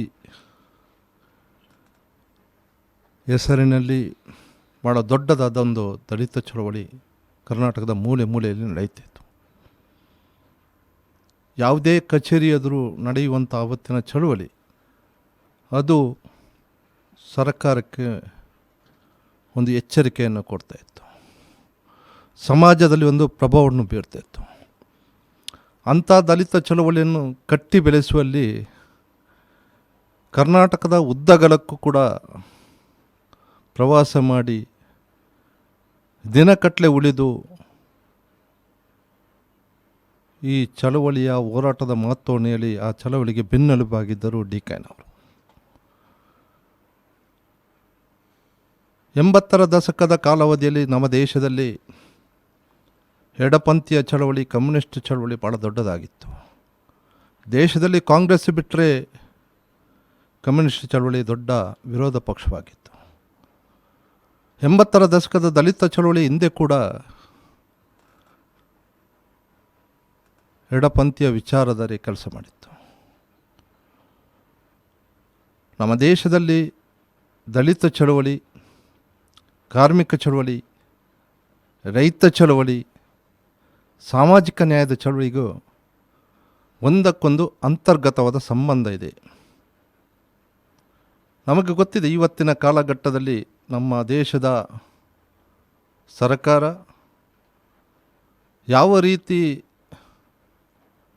ರೈತರಿಗೆ ಮರಣ ಶಾಸನ ಆಗುವ ರೈತ ಮಸೂದೆಯನ್ನು ತಂದಿದೆ, ಕಾರ್ಮಿಕರಿಗೆ ತನ್ನ ಬದುಕಿಗೆ ಒಡೆತ ಕೊಡುವ ರೀತಿಯಲ್ಲಿ ಕಾರ್ಮಿಕ ತಿದ್ದುಪಡಿ ಚಳವಳಿ ತಂದಿದೆ, ವಿದ್ಯುತ್ ಕಾಯ್ದೆ ಯಾವ ರೀತಿ ಸುಧಾರಣೆ ಮಾಡಿ ಖಾಸಗೀಕರಣ ಕಾಯ್ದೆ ತಂದಿದೆ, ಅದಕ್ಕೂ ಕೂಡ ಒಂದಕ್ಕೊಂದು ಅಂತರ್ಗತ ಸಂಬಂಧ ಇದೆ. ಅದು ವಿದ್ಯುತ್ ಖಾಸಗೀಕರಣ ಆಗಲಿ, ಭೂಸ್ವಾಧೀನ ಕಾಯ್ದೆ ಆಗಲಿ, ಭೂ ಸುಧಾರಣಾ ಮಸೂದೆ ಆಗಲಿ, APMC ತಿದ್ದುಪಡಿ ಆಗಲಿ, ಇದಕ್ಕೆಲ್ಲಕ್ಕೂ ಕೂಡ ಅಂತರ್ಗತ ಸಂಬಂಧ ಇದೆ. ಆ ನೆಲೆಗಟ್ಟಿನಲ್ಲಿ ಇವತ್ತಿನ ಕಾಲಘಟ್ಟದಲ್ಲಿ ಮಾರ್ಕ್ಸ್ವಾದಿಗಳು, ಅಂಬೇಡ್ಕರ್ವಾದಿಗಳು, ಲೋಹಿಯವಾದಿಗಳು, ಗಾಂಧಿವಾದಿಗಳು ಒಟ್ಟಾಗಿ ಈ ಮನುವಾದಿಗಳನ್ನು ವಿರೋಧ ಮಾಡುವ ಕಾಲಘಟ್ಟ ಆಗಿದೆ. ಯಾಕೆ ಅಂತ ಹೇಳಿದ್ರೆ, ಇವತ್ತು ಇತಿಹಾಸವನ್ನು ಬದಲಾವಣೆ ಮಾಡ್ತಾರೆ, ಇತಿಹಾಸವನ್ನು ತಿದ್ದುಪಡಿ ಮಾಡಿ ಸುಳ್ಳು ಸುಳ್ಳು ಹೇಳುತ್ತಾ ಇರುವಂಥ ಈ ಸಮಾಜದಲ್ಲಿ 80ರ ದಶಕದ ದಲಿತ ಚಳವಳಿ ನೆನಪಿಟ್ಟುಕೊಳ್ಳುವಂಥದ್ದು, ಆ ಚಳವಳಿಯ ಒಂದು ಪ್ರಭಾವ ಅದು ಇವತ್ತು ಕೂಡ ನಮಗೆ ನೆನಪಿಗೆ ಬರ್ತದೆ. ಖಂಡಿತ ಕೂಡ ಕರಾವಳಿಯಲ್ಲಿ ಇವತ್ತಿನ ಪರಿಸ್ಥಿತಿಯಲ್ಲಿ DKR ಅಂತವ್ರು, ಯಾಕೆಂತೇಳಿ ಅವರು ಸಂವಿಧಾನದ ಬಗ್ಗೆ ಆಳವಾಗಿ ಅಭ್ಯಾಸ ಮಾಡಿದ್ದಾರೆ. ಜಾನಪದ ವಿಚಾರಗಳಲ್ಲಿ, ಜಾನಪದ ಚಿಂತನೆಯಲ್ಲಿ ಕೂಡ, ಯಕ್ಷಗಾನದಲ್ಲಿ, ವೈಚಾರಿಕ ಚಿಂತನೆಯಲ್ಲಿ ಕೂಡ ಅವರು ಭಾಳಷ್ಟು ಅಧ್ಯಯನ ಮಾಡಿದ್ದಾರೆ. ಇತ್ತೀಚೆಗೆ ಅವರು ಕರೆದಂಥ ಒಂದು ಸಭೆಯಲ್ಲಿ ನಾನು ಭಾಗವಹಿಸಿದೆ. ಭಾಳಷ್ಟು ಪಾಂಡಿತ್ಯವನ್ನು ಹೊಂದಿದ್ದಾರೆ, ಅದನ್ನು ದೃಢವಾಗಿ ನಿಖರವಾಗಿ ಹೇಳುವಂಥ ಧೈರ್ಯವನ್ನು ಹೊಂದಿದ್ದಾರೆ. ಆ ಕಾರಣಕ್ಕಾಗಿ ನನ್ನ ಆಶೆ ಇಷ್ಟೇ, ಒಬ್ಬ ವ್ಯಕ್ತಿ ಎಷ್ಟು ವರ್ಷ ಬದುಕಿದ್ದಾನೆ ಅನ್ನೋದು ಮುಖ್ಯ ಅಲ್ಲ, ಬದುಕಿದ ಕಾಲಾವಧಿಯಲ್ಲಿ ಹೇಗೆ ಬದುಕಿದ್ದಾನೆ ಅನ್ನೋದೇ ಮುಖ್ಯ. ಚಿಂತನೆ ಇದ್ದರೆ ಮಾತ್ರ ಸಾಲದು, ಕ್ರಿಯೆ ಇರಬೇಕು. ಕ್ರಿಯೆ ಇದ್ದರೆ ಮಾತ್ರ ಸಾಲದು, ಚಿಂತನೆ ಇರಬೇಕು. ಕ್ರಿಯೆ ಇಲ್ಲದಿದ್ದರೆ ಅದು ಕೂಡ ಕ್ರಿಯೆ ಇಲ್ಲದ ಚಿಂತನೆ ಎಷ್ಟು ಅಮಾನುಷವೋ, ಚಿಂತನೆ ಇಲ್ಲದ ಕ್ರಿಯೆ ಕೂಡ ಅಷ್ಟೇ. ಆದರೆ DKನವರಲ್ಲಿ ಚಿಂತನೆ ಇತ್ತು, ಅಷ್ಟೇ ರೀತಿ ಕ್ರಿಯೆ ಕೂಡ ಇತ್ತು, ಚಟುವಟಿಕೆ ಕೂಡ ಇತ್ತು. ತನ್ನ ವೈಯಕ್ತಿಕ ಬದುಕಿನ ಹಿತಾಸಕ್ತಿಯಿಂದ ಹೆಚ್ಚು ಸಾಮಾಜಿಕ ಹಿತಾಸಕ್ತಿಗಾಗಿ ತನ್ನ ಇಡೀ ಬದುಕನ್ನು ಮುಡುಪಾಗಿಟ್ಟುಕೊಂಡು ಕೆಲಸ ಮಾಡಿದರು. ತನಗೆ ಸತ್ಯ ಅಂತ ತಿಳಿದ ವಿಚಾರದಲ್ಲಿ ಯಾವತ್ತೂ ಕೂಡ ರಾಜಿ ಮಾಡಿಕೊಳ್ತಿದ್ರು. ನನಗೆ ವೈಯಕ್ತಿಕವಾದ ಕೆಲವು ವಿಷಯಗಳು ಭಿನ್ನ ಅಭಿಪ್ರಾಯ ಇರ್ಬೋದು, ಅದು ಬೇರೆ. ಆದರೆ ಎಲ್ಲಕ್ಕಿಂತ ಶ್ರೇಷ್ಠ ಸತ್ಯ, ಪ್ರಾಮಾಣಿಕ ಜೀವನ ಅದಕ್ಕಿಂತಲೂ ಮಿಗಿಲ ಎನ್ನುವ ನೆಲೆಗಟ್ಟಿನಲ್ಲಿ ಖಂಡಿತ ಕೂಡ ಕರಾವಳಿ ಮಾತ್ರ ಅಲ್ಲ, ಕರ್ನಾಟಕದಲ್ಲಿ DKನವರ ಬದುಕು ನಾವು ಜೀವನ ಪೂರ್ತಿ ನೆನಪಿಟ್ಟುಕೊಳ್ಳಬೇಕಾಗಿದೆ. ನಮ್ಮ ಕರಾವಳಿಯ ಈ ಒಂದು ಪ್ರಗತಿಪರ ಚಳವಳಿಗೆ ಅವರ ಆದರ್ಶ ಬೇಕಾಗಿದೆ ಅನ್ನುವ ನೆಲೆಗಟ್ಟಿನಲ್ಲಿ ಖಂಡಿತ ಕೂಡ ನಾನು ಅವರನ್ನು ಯಾವತ್ತೂ ಕೂಡ ನೆನಪಿಡುವ ವ್ಯಕ್ತಿತ್ವ ಅಂತ ಹೇಳಿ ನನ್ನ ಮಾತನ್ನು ಮುಗಿಸ್ತೇನೆ. ಇದೀಗ ದೇವಿಕಾ ಶೆಟ್ಟಿಯವರು, ಲೇಖಕಿ ಮತ್ತು ಸಾಮಾಜಿಕ ಕಾರ್ಯಕರ್ತೆ. ನನಗೆ DKಯ್ಯ ಅವರನ್ನು ನೆನಪಿಸ್ಕೊಳ್ಳುವಾಗ ಗೆಳತಿ ಅಮೃತ ನೆನಪಾಗ್ತಾಳೆ. 1990ನೇ ಇಸ್ವಿಯಲ್ಲಿ ನಾನು ಅವರು ಒಂದಷ್ಟು ಕವಿಗೋಷ್ಠಿಗಳಲ್ಲಿ ತುಳು ಕವನಗಳನ್ನು ಒಟ್ಟಿಗೆ ಓದಿದ್ದು ನೆನಪಿದೆ. ಮುಖ್ಯವಾಗಿ ನಾನು ಅಮೃತ ಅವರ ಹಾಗೆ DKಯ್ಯ ಅವರ ಮನೆಯಲ್ಲಿ ಕಂಡದ್ದು ನಮ್ಮ ಈ ಬಹುತ್ವ ಭಾರತ ಅನ್ನುವ ಪರಿಕಲ್ಪನೆ ಇದೆ ಅಲ್ವಾ, ಅದು ಹೇಗೆ ಈ ಒಂದು ಕುಟುಂಬದ ಒಳಗೆ ಬಹುಜನರನ್ನು ಸೇರಿಸಿಕೊಂಡು ಹೇಗೆ ಸಾಕಾರ ಆಗ್ತದೆ ಅನ್ನುವಂಥ ಒಂದು ನೆಲೆಯಲ್ಲಿ ನಾನು ಅವರನ್ನು ಗುರುತಿಸಿಕೊಳ್ಳಿಕ್ಕೆ ಇಷ್ಟಪಡ್ತೀನಿ. ನಾನು ಇತ್ತೀಚಿನ ಒಂದು 8 ತಿಂಗಳ ಹಿಂದೆ ತುಂಬ ಬೇಸರದಲ್ಲಿದ್ದ ಸನ್ನಿವೇಶದಲ್ಲಿ ನನ್ನ ಗೆಳತಿ ಪದ್ಮಾ ವೇಣೂರು ಮತ್ತು ನಾನು ಜೊತೆಯಾಗಿ ಒಂದು ಕೆಲಸದ ಕಾರಣಕ್ಕಾಗಿ ಅವರ ಮನೆಯನ್ನು ವಿಸಿಟ್ ಮಾಡಿದ್ದು. ಆ ದಿನ ಇಡೀ ನಾವು ಅವರ ಮನೆಯಲ್ಲಿ ಕಳೆದಷ್ಟು ಹೊತ್ತು ನಾನು ಒಂದು ರೀತಿ ನನ್ನ ದುಃಖದ ಒಂದು ಸನ್ನಿವೇಶದಿಂದ ನನಗೆ ಹೊರಗೆ ಬರಲಿಕ್ಕೆ ಸಾಧ್ಯ ಆಯಿತು. ಇಡೀ ದಿವಸ ಇವರು ಡಿಕೈನವರು ಅಂಬೇಡ್ಕರ್ ವಾದಿ ಅಂತ ಈಗಾಗಲೇ ಮಾತನಾಡಿದವರು ಹೇಳಿದ್ದಾರೆ. ಇಡೀ ದಿವಸ ಅವರ ಒಂದು ವಿಚಾರಧಾರೆಯನ್ನು ಇಡೀ ದಿವಸ ನಾವು ಕೇಳಿದಾಗ ಅನ್ನಿಸಿತ್ತು ನಮ್ಮ ಭಾರತಕ್ಕೆ ಖಂಡಿತವಾಗಿಯೂ ಅವರ ಧಾರೆಗಳು ಪ್ರಸ್ತುತ ಅನ್ನುವಂಥದ್ದು.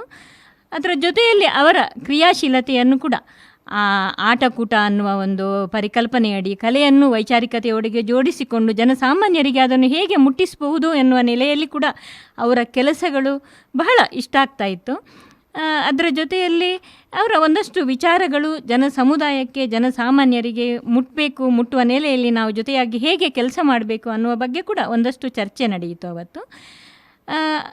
ಇನ್ನೊಂದು ನಾನು ಮುಖ್ಯವಾಗಿ ನೆನಪಿಸಿಕೊಳ್ಳೋದು ಈ ಮನ್ಸ ಅನ್ನುವ ಒಂದು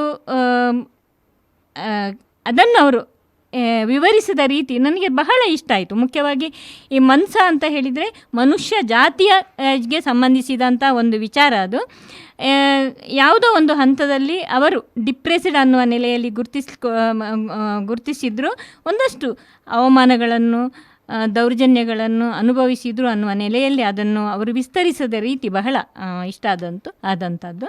ಅದರ ಜೊತೆಯಲ್ಲಿ ಸಾಮಾಜಿಕ ನ್ಯಾಯಕ್ಕಾಗಿ ಸದಾ ತುಡಿಯುತ್ತಿದ್ದ ಅವರ ಮನಸ್ಸು, ಹಾಗೆ ಇಡೀ ಕುಟುಂಬ ಹೇಗೆ ಕೆಲಸ ಮಾಡಬೇಕು ಅನ್ನುವ ನೆಲೆಯಲ್ಲಿ ಕುಟುಂಬ ಮಾತ್ರ ಅಲ್ಲ, ಸಮುದಾಯವನ್ನು ಜೊತೆಗಿಟ್ಟುಕೊಂಡು ಹೇಗೆ ಕೆಲಸ ಮಾಡಬೇಕು ಅನ್ನುವ ನೆಲೆಯಲ್ಲಿ ಅವರು ಹಂಚಿಕೊಂಡ ವಿಚಾರಗಳು ಮತ್ತು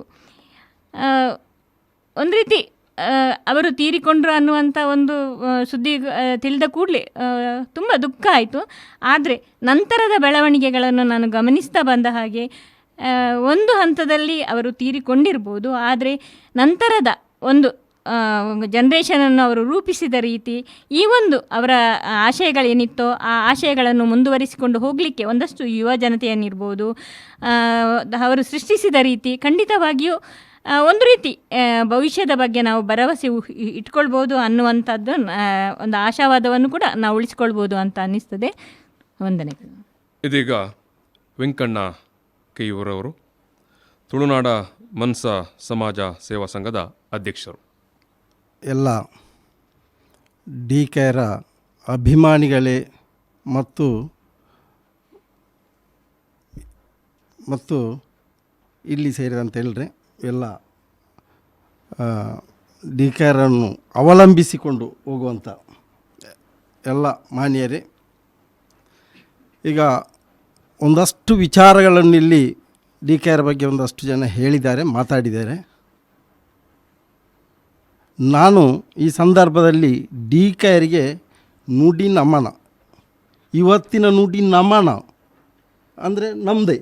ಅದಕ್ಕಾಗಿ ನಾನು ಡಿ ಕೆರಿಗೆ ಆ ನುಡಿ ನಮನ ನೇರವಾಗಿ ಅವರಿಗೆ ಸಲ್ಲಬೇಕು ಅನ್ನುವಂಥ ಉದ್ದೇಶದಿಂದ ಡಿ ಕೆರಿಗೆ ತುಳು ಭಾಷೆಯಲ್ಲಿ ಭಾರಿ ಒಳ್ಳೆಯ ಅಭಿಮಾನ ಇತ್ತು. ಆದ ಕಾರಣ ನಾನು ತುಳು ಭಾಷೆಯಲ್ಲೇ ಅವರಿಗೆ ನಮನವನ್ನು ಸಲ್ಲಿಸಬೇಕು ಅಂತ ನಾನು ಭಾವಿಸ್ತಿದ್ದೇನೆ. ಅದಕ್ಕಾಗಿ ಒಂದು ಅವಕಾಶ ತುಳು ಭಾಷೆಗೆ. ಡಿ ಕೆರೇನು ನಮ್ಮ ಮಾಂತೆರ್ಲ ಆರು ಎಂಚ ಪಂಪಣೆಯನ್ನು ನಮ್ಮ ತೆರೆಯೋದು ನಾಕ್ಲು ಆರನೇ ಬೆರಿಯ ಪಜ್ಜ ಪಾಡ್ನಾಕ್ಲು ಡಿ ಕೆರ್ನ ಅನುಯಾಯಿಲಂದು ಅಭಿಮಾನಿಲ್ಲಂದು ಆಂಡ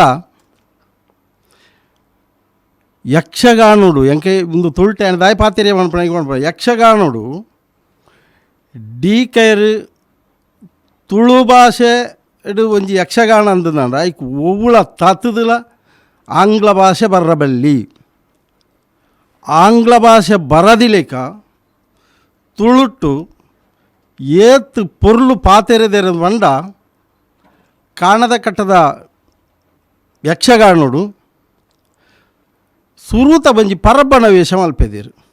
ಆ ಪರಬ್ಬನ ವೇಷ ಮಲ್ತನಪಗ ಇಡೀ ತುಳುನಾಡು ದುಂಬುದ ಕಾಲೋಡು ಎಂಚ ಇತ್ತಂಡು ಈ ತುಳುನಾಡದ ಸತ್ಯದಾಯ್ತ ಈ ಜಾತಿ ಬಣ್ಣ ಎಂಚ ಬತ್ತಂಡು ಜಾತಿ ಪಂಡ ಎಂಚಿನ ದಾಯ್ತಾ ಪೂರ ವಿಚಾರವುಳ್ಳ ಭಾರಿ ಪೊರ್ಲುಡಾರು ಪಂಪಿದೇರ ಅಂಡ ಒಂಜೇ ಒಂಜಿ ಆಂಗ್ಲ ಭಾಷೆ ಬರದಿನ ರೀತಿ ಆರ್ನ ತುಳು ಎಂಕ್ಲೆಗ್ಲ ಬರ್ಪು ಜಾತ ಪೊರ್ಲದ ತುಳು ಆರು ಮುಳ್ಪಾಡ್ದು ಪಿದಾಡ್ಗದ ಮಂಡ ಮುಳ್ಪಾಡ್ದು ಅಗಪ್ಪುಗದು ಅನ್ಪಿದ್ದೀರ ಅವು ಹೆಚ್ಚಿನಕ್ಲೆ ಅರ್ಥಲಾಪಿಜಿ ಗೊತ್ತಲಾಪಿಜಿ ಆತ್ತು ಪೊರ್ಲದ ತುಳು ಭಾಷೆ ಆ ತುಳುತ್ತ ಮೂಲೋಡು ಪಾತೇರಂದಿತ್ತಿನಾರ ಆರು ಮೂಲೊಂಡು ಪತ್ತೊಂದೇ ಪಾತೇರ್ನ ಅಂಚಂದು ಭಾಷೆದ ಮೂಲೊನ್ನ ಪತ್ತೊಂದೇ ಪಾತೇರ್ನಾರ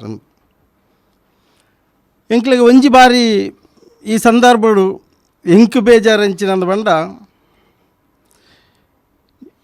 ಸೈಪ್ನ ಮಾಂತೆರೆಗಳ ಸಾವುಂಡು ಹುಟ್ಟು ಆಕಸ್ಮಿಕ ಸಾವು ಸಹಜ ಆಂಡ ಆರೊಂಜಿ ಆತು ಈ ಸಮಾಜಡು ನಲ್ಲ ಒಂಜಿ ಆತು ಜನಮಾನಿಲೆನು ಗೆಂದು ನಂಚಿನ ಕೆಲವು ಕಾಲಲು ಇತ್ತುಂಡು ಆ ಕಾಲನು ಆರ್ನ ಜೀವನೊಡೆ ಆ ಗೆಲ್ಕಾಯಿನೊಂಜಿ ಪಡೆಯೋಡು ಅನ್ಪಣ ಆಶೆ ಇಂಕ್ಲೆಗಿತ್ತುಂಡು ಆ ವಾಯಿಜಿ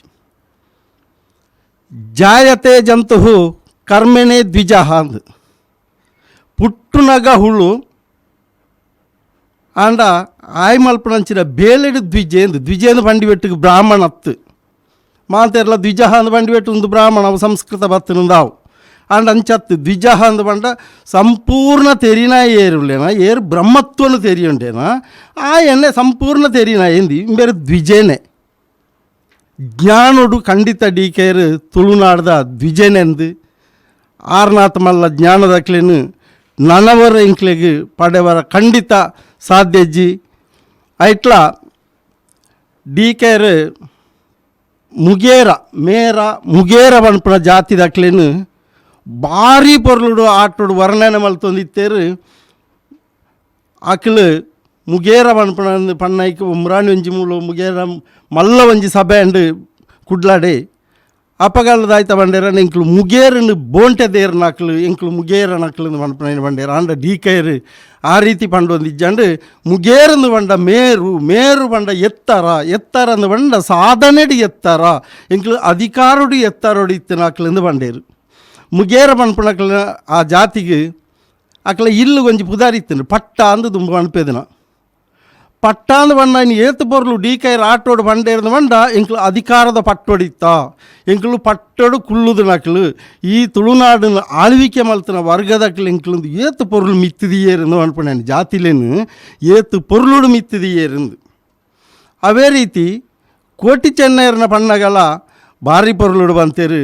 ಕೋಟಿ ಚೆನ್ನೈರು ಗರಡಿ ಕಟ್ಟು ಅಂಚಿನ ವಿಷಯ ಬಣ್ಣಗ ಆರು ಬಾರಿ ಪೊರ್ಲಿಂಚ ಪಾತಿರ್ದೇರ್ನ ಬಂಡ ಗರಡಿನ ಕಟ್ಟದು ಕೋಟಿ ಚೆನ್ನೈರೇನು ಪೂಜೆ ಮಲ್ಪಲೆಂದತ್ತು ನಿಖಲು ಗರಡಿನ ಕಟ್ಟದಲ್ಲ ಸಾಧಕ ವಿದ್ಯೆಲೇನು ಕಲ್ಪಲೆ ನನದುಂಬುಗು ನಿಖಲು ಸಮರ್ಪಕವಾದ ಸರಿಯಾದ ಈ ಊರುಡು ನಿಖಲು ಮಾನ ಮರ್ಯಾದಿಡು ಬದುಕೋಡಿತ್ತಂಡ ಸಾಧಕ ವಿದ್ಯೆಲು ಬೋಡು ಆ ಸಾಧಕ ವಿದ್ಯೆಲೇನು ಕಲ್ಪರ ಸಲದ ನಿಖಲು ಗರಡಿನ ಕಟ್ಟಲೇನು ಕೋಟಿ ಚೆನ್ನೈರು ಬಂತೇರು ಅನ್ಪನ ಪಾತೆರನು ಡಿಕೈರ್ ಬಂಡೇರು ಆ ಸಂದರ್ಭಡ್ಲ ಎಂಕ್ಲೆಗೆ ಅವು ಸತ್ಯಾಂದಾಂಡು ಮುರಾನಿ ಒಂಜಿ ಡಿಬೇಟ್ ಆರ್ಕುಳ್ಳೊಂದು ಪಾತೆರ್ನಾಗ ಡಿಕೈರ್ ಬಂಡೇರು ವಾ ವಿಷಯ ಸುಳ್ಳುಂಡ ಐನು 1000 ಸರ್ತಿ ಪಣ್ಣಗ ಅವು ಸತ್ಯ ಅತ್ತಂದಾಂಡಲ ಸತ್ಯದ ರೂಪವನ್ನು ಪಡೆಯುಂಡಿಗೆ ಎಂದು ಡಿಕೇರ್ ಒಂದೇ ಡಿಬೇಟ್ ಮೂಲ ಪಂಡೇರು ಎಂಕ್ಲೆಗೆ ಅವೇ ಆಪಣ ಇಡೀ ಸುತ್ತಾಡ್ಲ ಡಿಕೇರ್ನ ವಿಚಾರಡು ಒಂಜಾತ್ ಎಂಕ್ಲೆಗೆ ಆಸೆ ಇತ್ತುಂಡು ಆರೆ ಆ ಪೊರ್ಂಬಾಟ ಮಲ್ತೇರ ಆ ಪೊರ್ಂಬಾಟದ ಫಲನ ಆರ್ತಿ ನೋಡು ಆ ಪೊರ್ಂಬಾಟದ ಫಲ ತಿಕ್ಕು ನಡೆ ಮುಟ್ಟ ಡಿಕೈರ್ ಇಪ್ಪೊಡು ಮನ್ಪಣ ಎಂಕ್ಲೆ ಆಸೆ ಇತ್ತುಂಡು ಆಂಡ ಎಂಕ್ಲು ನನ್ನ ಮೇಲ್ಮಿತ್ತುಗಳ ಡಿಕೈರಿಗೆ ವಾ ರೀತಿಯ ಒಂಜಿ ಸಾಧನೆದ ಗುರಿ ಇತ್ತುಂಡ ಆ ಗುರಿನೂ ಮುಟ್ಟೋಡು ಅನ್ಪಣ ಉದ್ದೇಶ ಖಂಡಿತಲ ಉಂಡು ಆ ಗುರಿನ ಎಂಕ್ಲು ಖಂಡಿತ ಮುಟ್ಟದೇ ಮುಟ್ಟಬ ಆದಿನೊಟ್ಟು ಡಿಕೈರಿಗೆ ಸರಿಯಾಯಿನ ನುಡಿನವನ ಸಂದುಡು ಅನ್ಪಣ ಪಂಡೊಂದು ಅವಕಾಶಗೂ ಹೊಂದಿಸದೇನ ಪಾತೆರ ಮಿತ್ತನ್ವೆ ಚೆವಿ. ಇದೀಗ ಸತೀಶ್ ಕಕ್ಕೆಪದವ್, ಪ್ರಧಾನ ಕಾರ್ಯದರ್ಶಿ, ತುಳುನಾಡು ಮನಸ ಸಮಾಜ ಸೇವಾ ಸಂಘ. ಪೊಯ್ಯೆಡರಲಿನ ಗೇನಕದಿಕೆ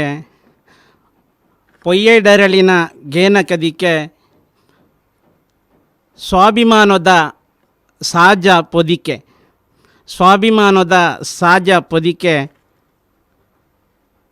ಸರಣು ಪನ್ನುವ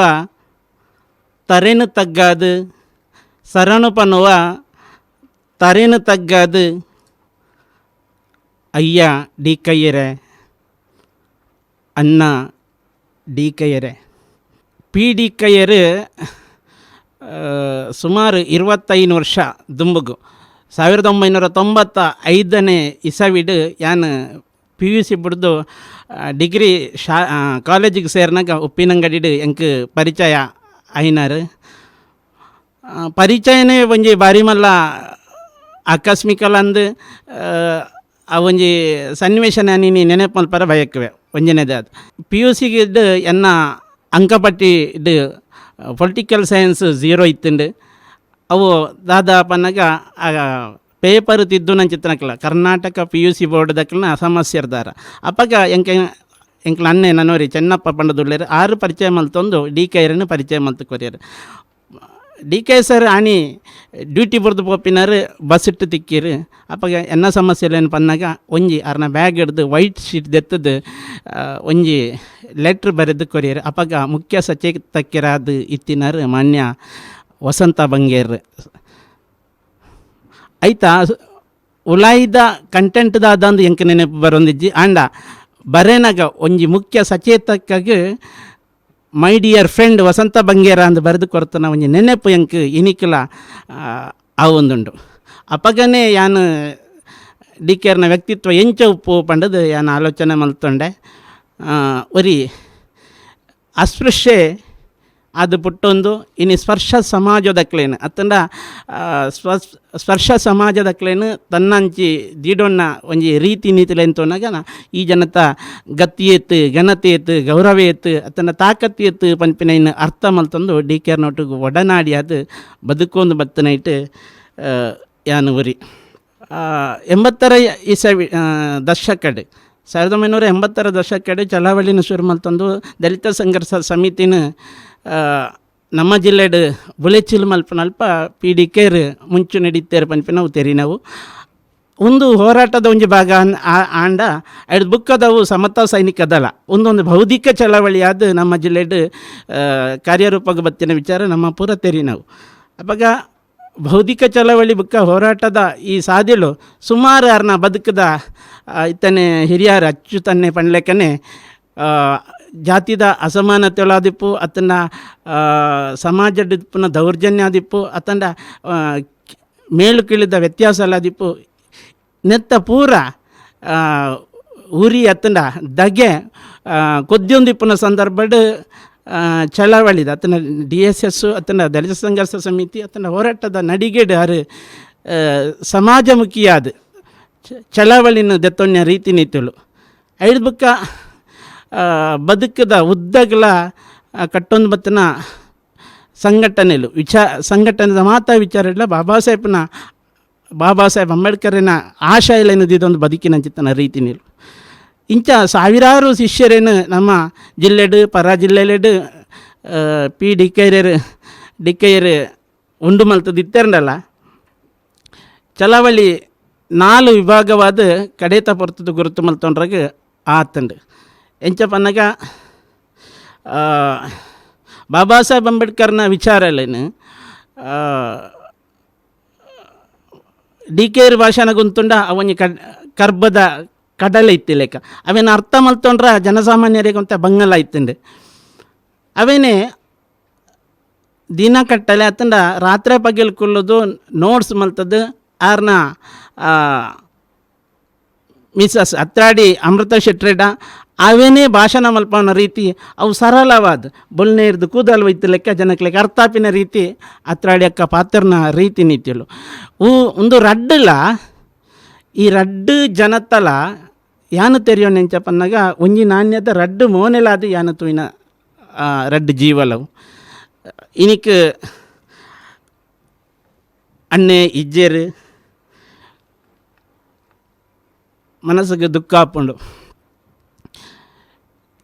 ಇತ್ತೀಚೆಗೆ ಒಂಜಿ ಘಟನೆ ಫೋನುಡು ನಡತ್ತಿನ ಸಂಭಾಷಣೆಲು ಏನಡ ಪಾತೆರ್ದನ ರೀತಿಲು ನೆನಪುನಾಗ ಬೇಜಾರಾಪಂಡು ಚಳವಳಿಡು 25 ವರ್ಷಡು ಹೂವು ಪಂಡ್ಯರ ಇನ್ನು ಚಾಚು ತಪ್ಪದೆ ಮಲ್ತೊಂದು ಬತ್ತಿನ ಯಾನು 2000 ಇಸವಿಡು ತುಳುನಾಡು ಬುದ್ಧ ಉಪಾಸಕ ಸಮಿತಿ ಮಲ್ತೊಂದು ಸುಮಾರು 25 ಜಾಸ್ತಿ ಬುದ್ಧ ದಮ್ಮಿಲೇನು ಉಂಡು ಮಲ್ತೇರು ಎಡ್ದುಕ್ಕ ಬುದ್ಧಧಮ್ಮ ಪಾಲಿತ ಒಂದು ಬತ್ತನ ಒವುಲ ಬೊರ್ಚಿ ನಮ್ಮ ಜಿಲ್ಲೆದ ಸ್ಥಿತಿ ಗಂಭೀರವಾದುಂಡು. ಈತು ಚಳವಳಿಗಾರರು ಹೋರಾಟಗಾರರು ಮಲ್ಲ ಮಟ್ಟದ ಯೋಚನೆ ಇತ್ತನಲ್ಲ, ಮೇಧಾವಿಲಿತ್ತನಲ್ಲ, ಐನು ಒತ್ತೋನಂದನ ಪರಿಸ್ಥಿತಿ ಉಂಡು. ದಲಿತರಿಡೆಲ್ಲ ಉಂಡು, ಹಿಂದುಳಿದ ವರ್ಗದಲ್ಲ ಉಂಡು, ಮುಸ್ಲಿಮರಿಡೆಲ್ಲ ಉಂಡು, ಅಲ್ಪಸಂಖ್ಯಾತರು ಇತರ ಅಲ್ಪಸಂಖ್ಯಾತರಿಡೆಲ್ಲ ಉಂಡು. ತುಳುನಾಡು ಕೊದ್ಯೊಂದಿಪ್ಪುನ ಚಿತ್ತನ ಈ ಸಂದರ್ಭಡ್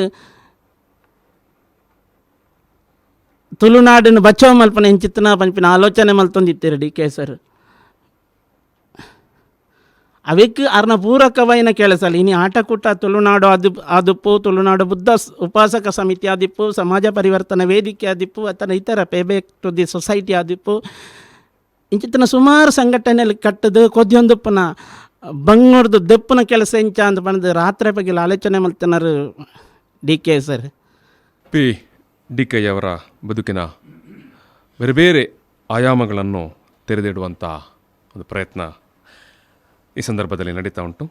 ಇದೀಗ ಶೇಖರ್ ಲಾಯ್ಲಾ ಅವರು ಆದಿವಾಸಿ ಹಕ್ಕುಗಳ ಸಮನ್ವಯ ಸಮಿತಿಯ ಸಂಚಾಲಕರು. ನನ್ನ ಪ್ರಕಾರ ಅವರು ಪರಿಸರ ಚಳವಳಿಯ ಒಬ್ಬ ನಾಯಕರು ಕೂಡ ಹೌದು.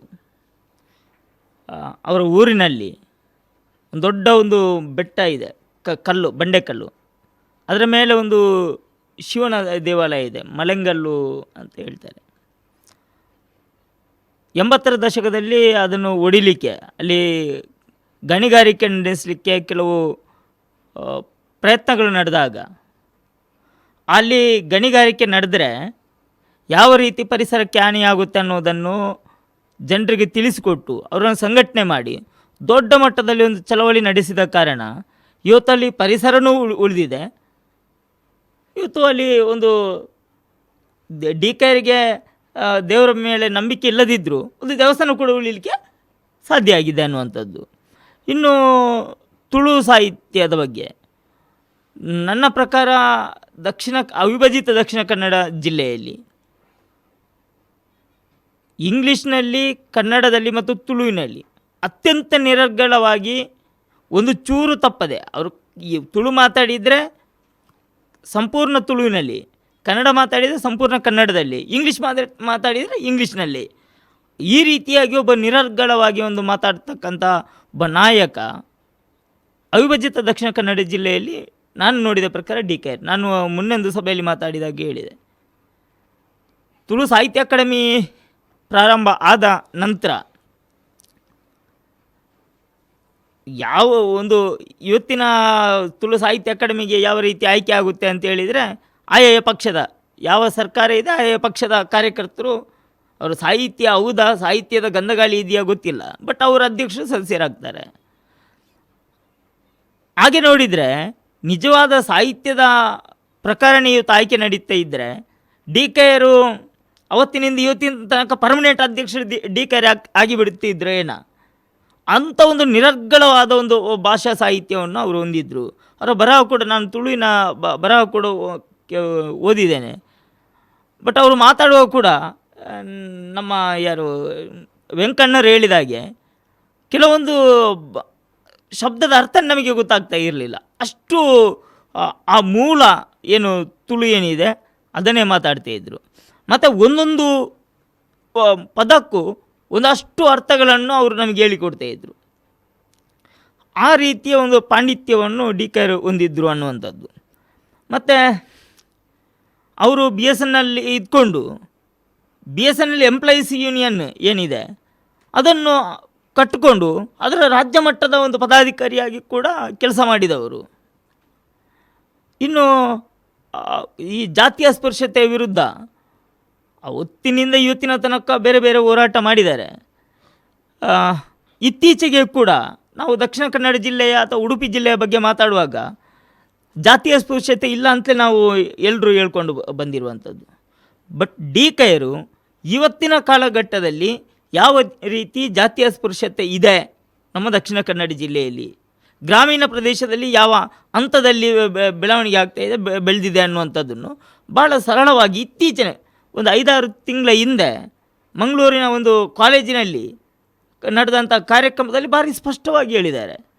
ಆದ್ದರಿಂದ ಇವತ್ತು ನಾವು ದಕ್ಷಿಣ ಕನ್ನಡ ಜಿಲ್ಲೆಯನ್ನು ವಿದ್ಯಾವಂತರ ಜಿಲ್ಲೆ, ಬುದ್ಧಿವಂತರ ಜಿಲ್ಲೆ ಅಂತ ಹೇಳಿದರೂ ಕೂಡ, ನಾವು ಬೇರೆ ಬೇರೆ ರೀತಿಯಲ್ಲಿ ಎಷ್ಟೇ ಮುಂದುವರೆದಿದ್ದು ಕೂಡ ಇವತ್ತು ಕೂಡ ನಮ್ಮ ಜಿಲ್ಲೆಯಲ್ಲಿ ಜಾತಿ ಅಸ್ಪೃಶ್ಯತೆ ಇದೆ ಅನ್ನುವಂಥದ್ದನ್ನು ಡಿ.ಕ.ಯರು ಭಾಳ ಎಳೆಯಾಗಿ ಬಿಡಿಸಿಕೊಟ್ಟಿದ್ದಾರೆ. ಅದು ನನ್ನ ಪ್ರಕಾರ ಕೂಡ ಹೌದು. ಯಾರು ಅಲ್ಲ ಅಂತ ಹೇಳಿದರೆ ನಾನು ಅದಕ್ಕೆ ಸಾಕ್ಷಿ ಸಮೇತ ತೋರಿಸಲಿಕ್ಕೆ ರೆಡಿ ಇದ್ದೇನೆ ಅಂತ ಇದು ಇವತ್ತು ಕೂಡ ನಡೀತಾ ಇದೆ.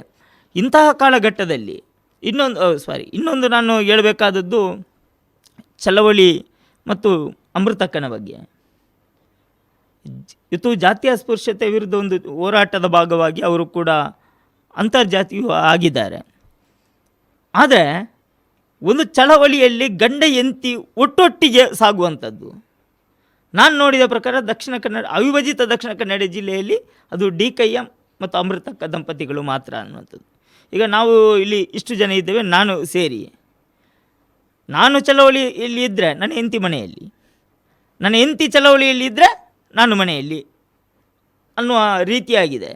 ಬಟ್ ಡಿ.ಕ.ಯರು ಮತ್ತು ಅಮೃತಕ್ಕ ಮದುವೆ ಆದ ದಿನದಿಂದ, ನಾನು ಅಚ್ಚುತನ್ನೇ ಹೇಳ್ಬೋದು ಅಂತ ಎಣಿಸಿದೆ, ಅವರು ಹೇಳಲಿಲ್ಲ, ಮದುವೆ ಆದ ದಿನದಿಂದ ಸುಮಾರು 45 ದಿನಗಳ ಕಾಲ ಇಡೀ ದಕ್ಷಿಣ ಕನ್ನಡ ಉಡುಪಿ ಜಿಲ್ಲೆಯಲ್ಲಿ ಒಂದು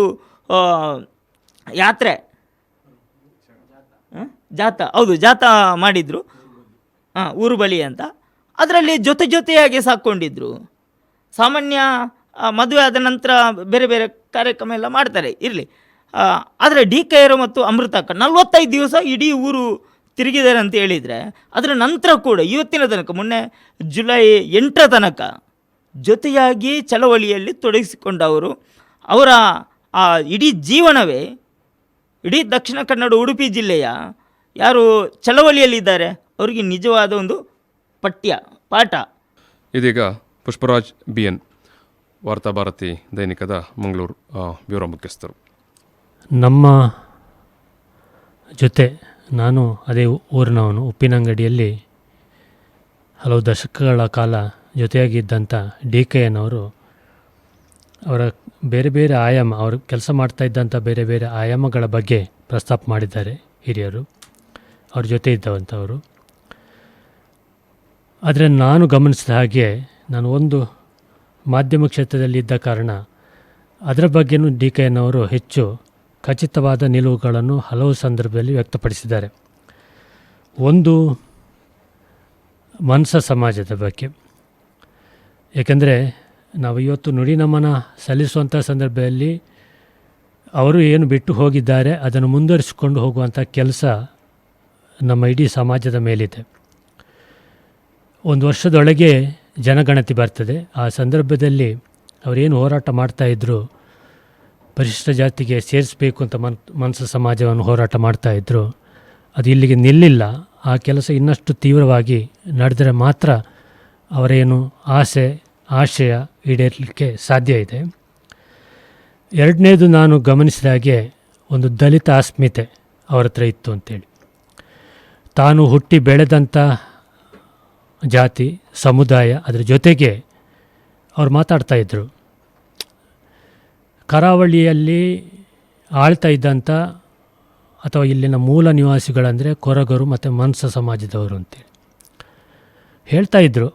ನಾನು ಮತ್ತೆ ಸಹ ಅದನ್ನು ಖಚಿತಪಡಿಸಿಕೊಳ್ಳಲಿಕ್ಕೆ ಸ್ವಲ್ಪ ಚರಿತ್ರೆಯ ಪುಸ್ತಕಗಳನ್ನು ಓದಿದಾಗ ಹೌದು ಅಂತ ಕಂಡಿತ್ತು. 15ನೇ ಶತಮಾನದಲ್ಲಿ ಹುಭಾಷಿಕ ಅಂತ ಕೊರಗಾರಸ ಕರಾವಳಿ ಅಂದರೆ ಈ ಪ್ರದೇಶವನ್ನು ಮತ್ತು ಕೇರಳವನ್ನು ಸೇರಿ ಆಡಳಿತ ಮಾಡ್ತಾ ಇದ್ದಂಥ ದೊರೆ ಅನ್ನೋದು ನಮಗೆ ಸಿಗ್ತದೆ. ಸುಮಾರು 12 ವರ್ಷಗಳ ಕಾಲ ಆಡಳಿತ ಮಾಡಿದಂಥ ಒಂದು ಚರಿತ್ರೆ ಇದೆ, ದಾಖಲಾಗಿರುವಂಥ ಚರಿತ್ರೆ ಅದು. ನಾವು ಮತ್ತೆ ಬಂದಂಥ ಬೇರೆ ಬೇರೆ ಅರಸರು ಇಲ್ಲಿ ಆಡಳಿತ ಮಾಡ್ತಾರೆ ಅನಂತರದ ಸ್ವಾತಂತ್ರ್ಯದ ನಂತರದ ದಿನಗಳವರೆಗೆ. ಚರಿತ್ರೆಯನ್ನು ನೋಡಿದಾಗ ಒಂದು ದಲಿತ ಅಸ್ಮಿತೆ ಅದು ಹೇಗೆ ನಾಶ ಆಗ್ತಾ ಇದೆ ಅನ್ನೋದನ್ನು ಡಿ.ಕ.ಯನವರು ಬೇರೆ ಬೇರೆ ಸಂದರ್ಭದಲ್ಲಿ ಹೇಳ್ತಾ ಇದ್ದರು. ನೀವು ನಾಟಕ ನೋಡಿ, ಯಕ್ಷಗಾನ ನೋಡಿ, ಅಥವಾ ಯಾವುದೇ ಸಾಂಸ್ಕೃತಿಕ ಕಾರ್ಯಕ್ರಮ ನೋಡಿ, ಅಥವಾ ನಮ್ಮ ಎಲ್ಲ ಕಾರ್ಯಕ್ರಮಗಳನ್ನು ಗಮನಿಸಿ, ಅಲ್ಲಿ ಯಾರಿದ್ದಾರೆ, ಯಾರ ಚರಿತ್ರೆ ಹೇಳ್ತಾರೆ, ಯಾರ ನಾಟಕ ಮಾಡ್ತಾರೆ, ಯಾರ ಬಯಲಾಟ ಮಾಡ್ತಾರೆ ಅಂತ. ಅದನ್ನೊಮ್ಮೆ ನೋಡಿ ನೀವು ಗಮನಿಸಿ ಅಂತ, ನೀವು ಮಾಧ್ಯಮದವರು ಗಮನಿಸಬೇಕು ಅಂತ ಹೇಳ್ತಾಯಿದ್ರು. ಡಿ ಕೆ ಎನ್ನವರ ಬಗ್ಗೆ ನನಗೆ ಉಪ್ಪಿನಂಗಡಿಯಲ್ಲಿರುವಾಗಲೇ ವಿದ್ಯಾರ್ಥಿ ಜೀವನದಲ್ಲಿ ಅವರನ್ನು ಗಮನಿಸಿದಿರುವ ಕಾರಣ ನಾನು ಸ್ವಲ್ಪ ಗಮನಿಸ್ತಾ ಹೋದೆ. ತುಳುನಾಡಿನಲ್ಲಿ ಅವಳಿ ವೀರರು ಬೇರೆ ಬೇರೆ ಸಮುದಾಯದಿಂದ ಬಂದಂಥ ಅವಳಿ ವೀರರಿದ್ದಾರೆ. ಅವರನ್ನು ಒಂದು ಜಾತಿ, ಒಂದು ಸಮುದಾಯಕ್ಕೆ ಸೀಮಿತ ಮಾಡುವಂಥ ಕೆಲಸಗಳು ಬೇರೆ ಬೇರೆ ಸಂದರ್ಭದಲ್ಲಿ ನಡೀತಾ ಇರೋದನ್ನು ನಾವು ಗಮನಿಸಿದ್ದೇವೆ. ಕೋಟಿ ಚೆನ್ನಯರು, ಮುದ್ದಕಳಲ್ಲ, ಕಾನದ ಕಟದ, ಹೀಗೆ ಬರ್ತಾ ಹೋಗ್ತದೆ ಆ ಹೆಸರುಗಳು. ಕೆಲವರ ಚರಿತ್ರೆಗಳು ಮುನ್ನೆಲೆಗೆ ಬರುವುದೇ ಇಲ್ಲ. ಅಂಥ ಸಂದರ್ಭದಲ್ಲಿ ಡಿ ಕೆ ಎನ್ನವರು ಬಹಳ ಆಳವಾಗಿ ಯೋಚಿಸಿ ಹೇಗೆ ಅದನ್ನು ಮುನ್ನೆಲೆಗೆ ತರುವುದು ಅಂತೇಳಿ ಆಲೋಚನೆ ಮಾಡಿದಾಗ ಸಾಂಸ್ಕೃತಿಕ ರಂಗದಲ್ಲಿ ಸಹ ಒಂದು ಯಕ್ಷಗಾನದಂಥ ಒಂದು ಪ್ರಕಾರದಲ್ಲಿ ಸಹ ಅದನ್ನು ಮುನ್ನೆಲೆಗೆ ತರಲಿಕ್ಕೆ ಸಮಾನ ಮನಸ್ಕರ ತಂಡ ಕಟ್ಟಿಕೊಂಡು ಹೊರಡ್ತಾರೆ. ಅದನ್ನು ಭಾಳಷ್ಟು ಗೆಳೆಯರು ಇಲ್ಲಿ ಪ್ರಸ್ತಾಪ ಮಾಡಿದ್ದಾರೆ. ಈ ಕೆಲಸ ಇಲ್ಲಿಗೆ ನಿಲ್ಲಬಾರ್ದು, ಮುಂದುವರಿಬೇಕಾಗ್ತದೆ. ಆಗ ಮಾತ್ರ ಈ ಕರಾವಳಿಯ ಒಂದು ನೈಜ ಚರಿತ್ರೆ ಮುಂದಿನ ಪೀಳಿಗೆಗೆ ಗೊತ್ತಾಗಲಿಕ್ಕೆ ಸಾಧ್ಯ. ಡಿ ಕೆ ಎನ್ನವರು ಕಳ್ಕೊಂಡದ್ದು, ನಾವು ಅವರನ್ನು ಭೌತಿಕವಾಗಿ ಕಳ್ಕೊಂಡ್ರು ಸಹ ಅವರ ಕೊಟ್ಟಿರುವಂಥ, ಅವರು ನಮಗೆ ಹಾಕಿಕೊಟ್ಟಿರುವಂಥ ದಾರಿಗಳು, ಕೊಟ್ಟಿರುವಂಥ ವಿಚಾರಧಾರೆಗಳು, ಅವರ ಹೋರಾಟದ ಹಾದಿಗಳು, ಇದೆಲ್ಲವನ್ನೂ ನೆನಪಲ್ಲಿ ಇಟ್ಟುಕೊಂಡು ನಾವು ಮುಂದುವರಿಯುವುದು ಅವರಿಗೆ ಈ ನುಡಿ ನಮನದ ಸಂದರ್ಭದಲ್ಲಿ ಸಲ್ಲಿಸುವಂಥ ಗೌರವ ಅಂತ ನಾನು ಭಾವಿಸ್ತೇನೆ. ಅವಕಾಶ ಕೊಟ್ಟದ್ದಕ್ಕಾಗಿ ವಂದನೆಗಳು ಸರ್. ಇದೀಗ ಶಾಲಿನಿ ಆರ್ ಬೋಧಿ. ಮಾನವನಾಗಿ ಈ ಭೂಮಿಯ ಮೇಲೆ ಹುಟ್ಟಿದ ಮೇಲೆ ನಾವು ಏನನ್ನಾದರೂ ಒಂದು ಕುರುಹನ್ನು ಬಿಟ್ಟು ಹೋಗಬೇಕು. ಆ ಕುರುಹು ಮುಂದಿನ ಪೀಳಿಗೆಯು ಏನನ್ನಾದರೂ ಕಲಿಯುವಂತಾಗಿರಬೇಕು. ಆಗ ಮಾತ್ರ ನಮ್ಮ ಜೀವನ ಸಾರ್ಥಕ ಅಂತ ಹೇಳ್ತಾರೆ. ಅಂತಹ ಸಾರ್ಥಕ ಬದುಕನ್ನು ನಡೆಸಿದವರು ಡಿ ಕೆ ಎಸ್ ಸರ್ ಇವರು. ಅವರು ನಮ್ಮ ಸಮುದಾಯಕ್ಕೆ ಅದೆಷ್ಟೋ ಕುರುಹುಗಳನ್ನು ಬಿಟ್ಟು ಹೋಗಿದ್ದಾರೆ. ನಮ್ಮ ಮುಂದಿನ ಗುರಿ ಏನಂತ ಹೇಳಿದರೆ, ಅವರು ಬಿಟ್ಟು ಹೋದಂತಹ ಆ ಕುರುಹುಗಳು ಏನಿದೆಯಾ ಅದನ್ನು ನಾವು ಮುಂದುವರಿಸಿಕೊಂಡು ಹೋಗಬೇಕು. ಅಂದರೆ ನಮ್ಮ ಸಮುದಾಯಕ್ಕೆ ದಾರಿ ತೋರಿಸಿದವರು. ಯಾವುದನ್ನು ನಾವು ನಮ್ಮದಲ್ಲ ಅಂತ ಮರೆತಿದ್ದೇವೋ ಅದನ್ನು ನೆನಪಿಸಿದವರು, ಆಮೇಲೆ ದಾರಿ ತೋರಿಸಿದವರು. ಅದು ನಮ್ಮ ಸಮುದಾಯದ ಕುಲದೈವ ಕಾನದ ಕಟ್ಟದರ ಬಗ್ಗೆ ಇರಬಹುದು. ಅದೆಷ್ಟೋ ಜನರಿಗೆ ಆ ಅವಳಿ ವೀರರ ಬಗ್ಗೆ ತಿಳಿಯದೇ ಇದ್ದ ಸಮಯದಲ್ಲಿ ಇವರು ಅವರ ಜೀವನ, ಜನನ, ಅವರು ಮಾಡಿದಂತಹ ಸಾಧನೆ ಈ ಸ್ಥಳದಲ್ಲಿದೆ, ಮುಂದೆ ಹೋಗಿ ಅಂತ ಹೇಳಿದವರು. ಆದ ಕಾರಣ ಕಾಣ್ತದೆ ಇತ್ತೀಚೆಗೆ ಅದೆಷ್ಟೋ ಯುವಕರು ಅವರ ಕಾನದ ಕಟ್ಟದರ ಜೀವನದ ಬಗ್ಗೆ ತಿಳಿಯಲಿಕ್ಕೆ ಉತ್ಸುಕರಾಗಿದ್ದಾರೆ. ಇದೊಂದು ನಿದರ್ಶನ ಅಂತ ನಾವು ಹೇಳ್ಬೋದು.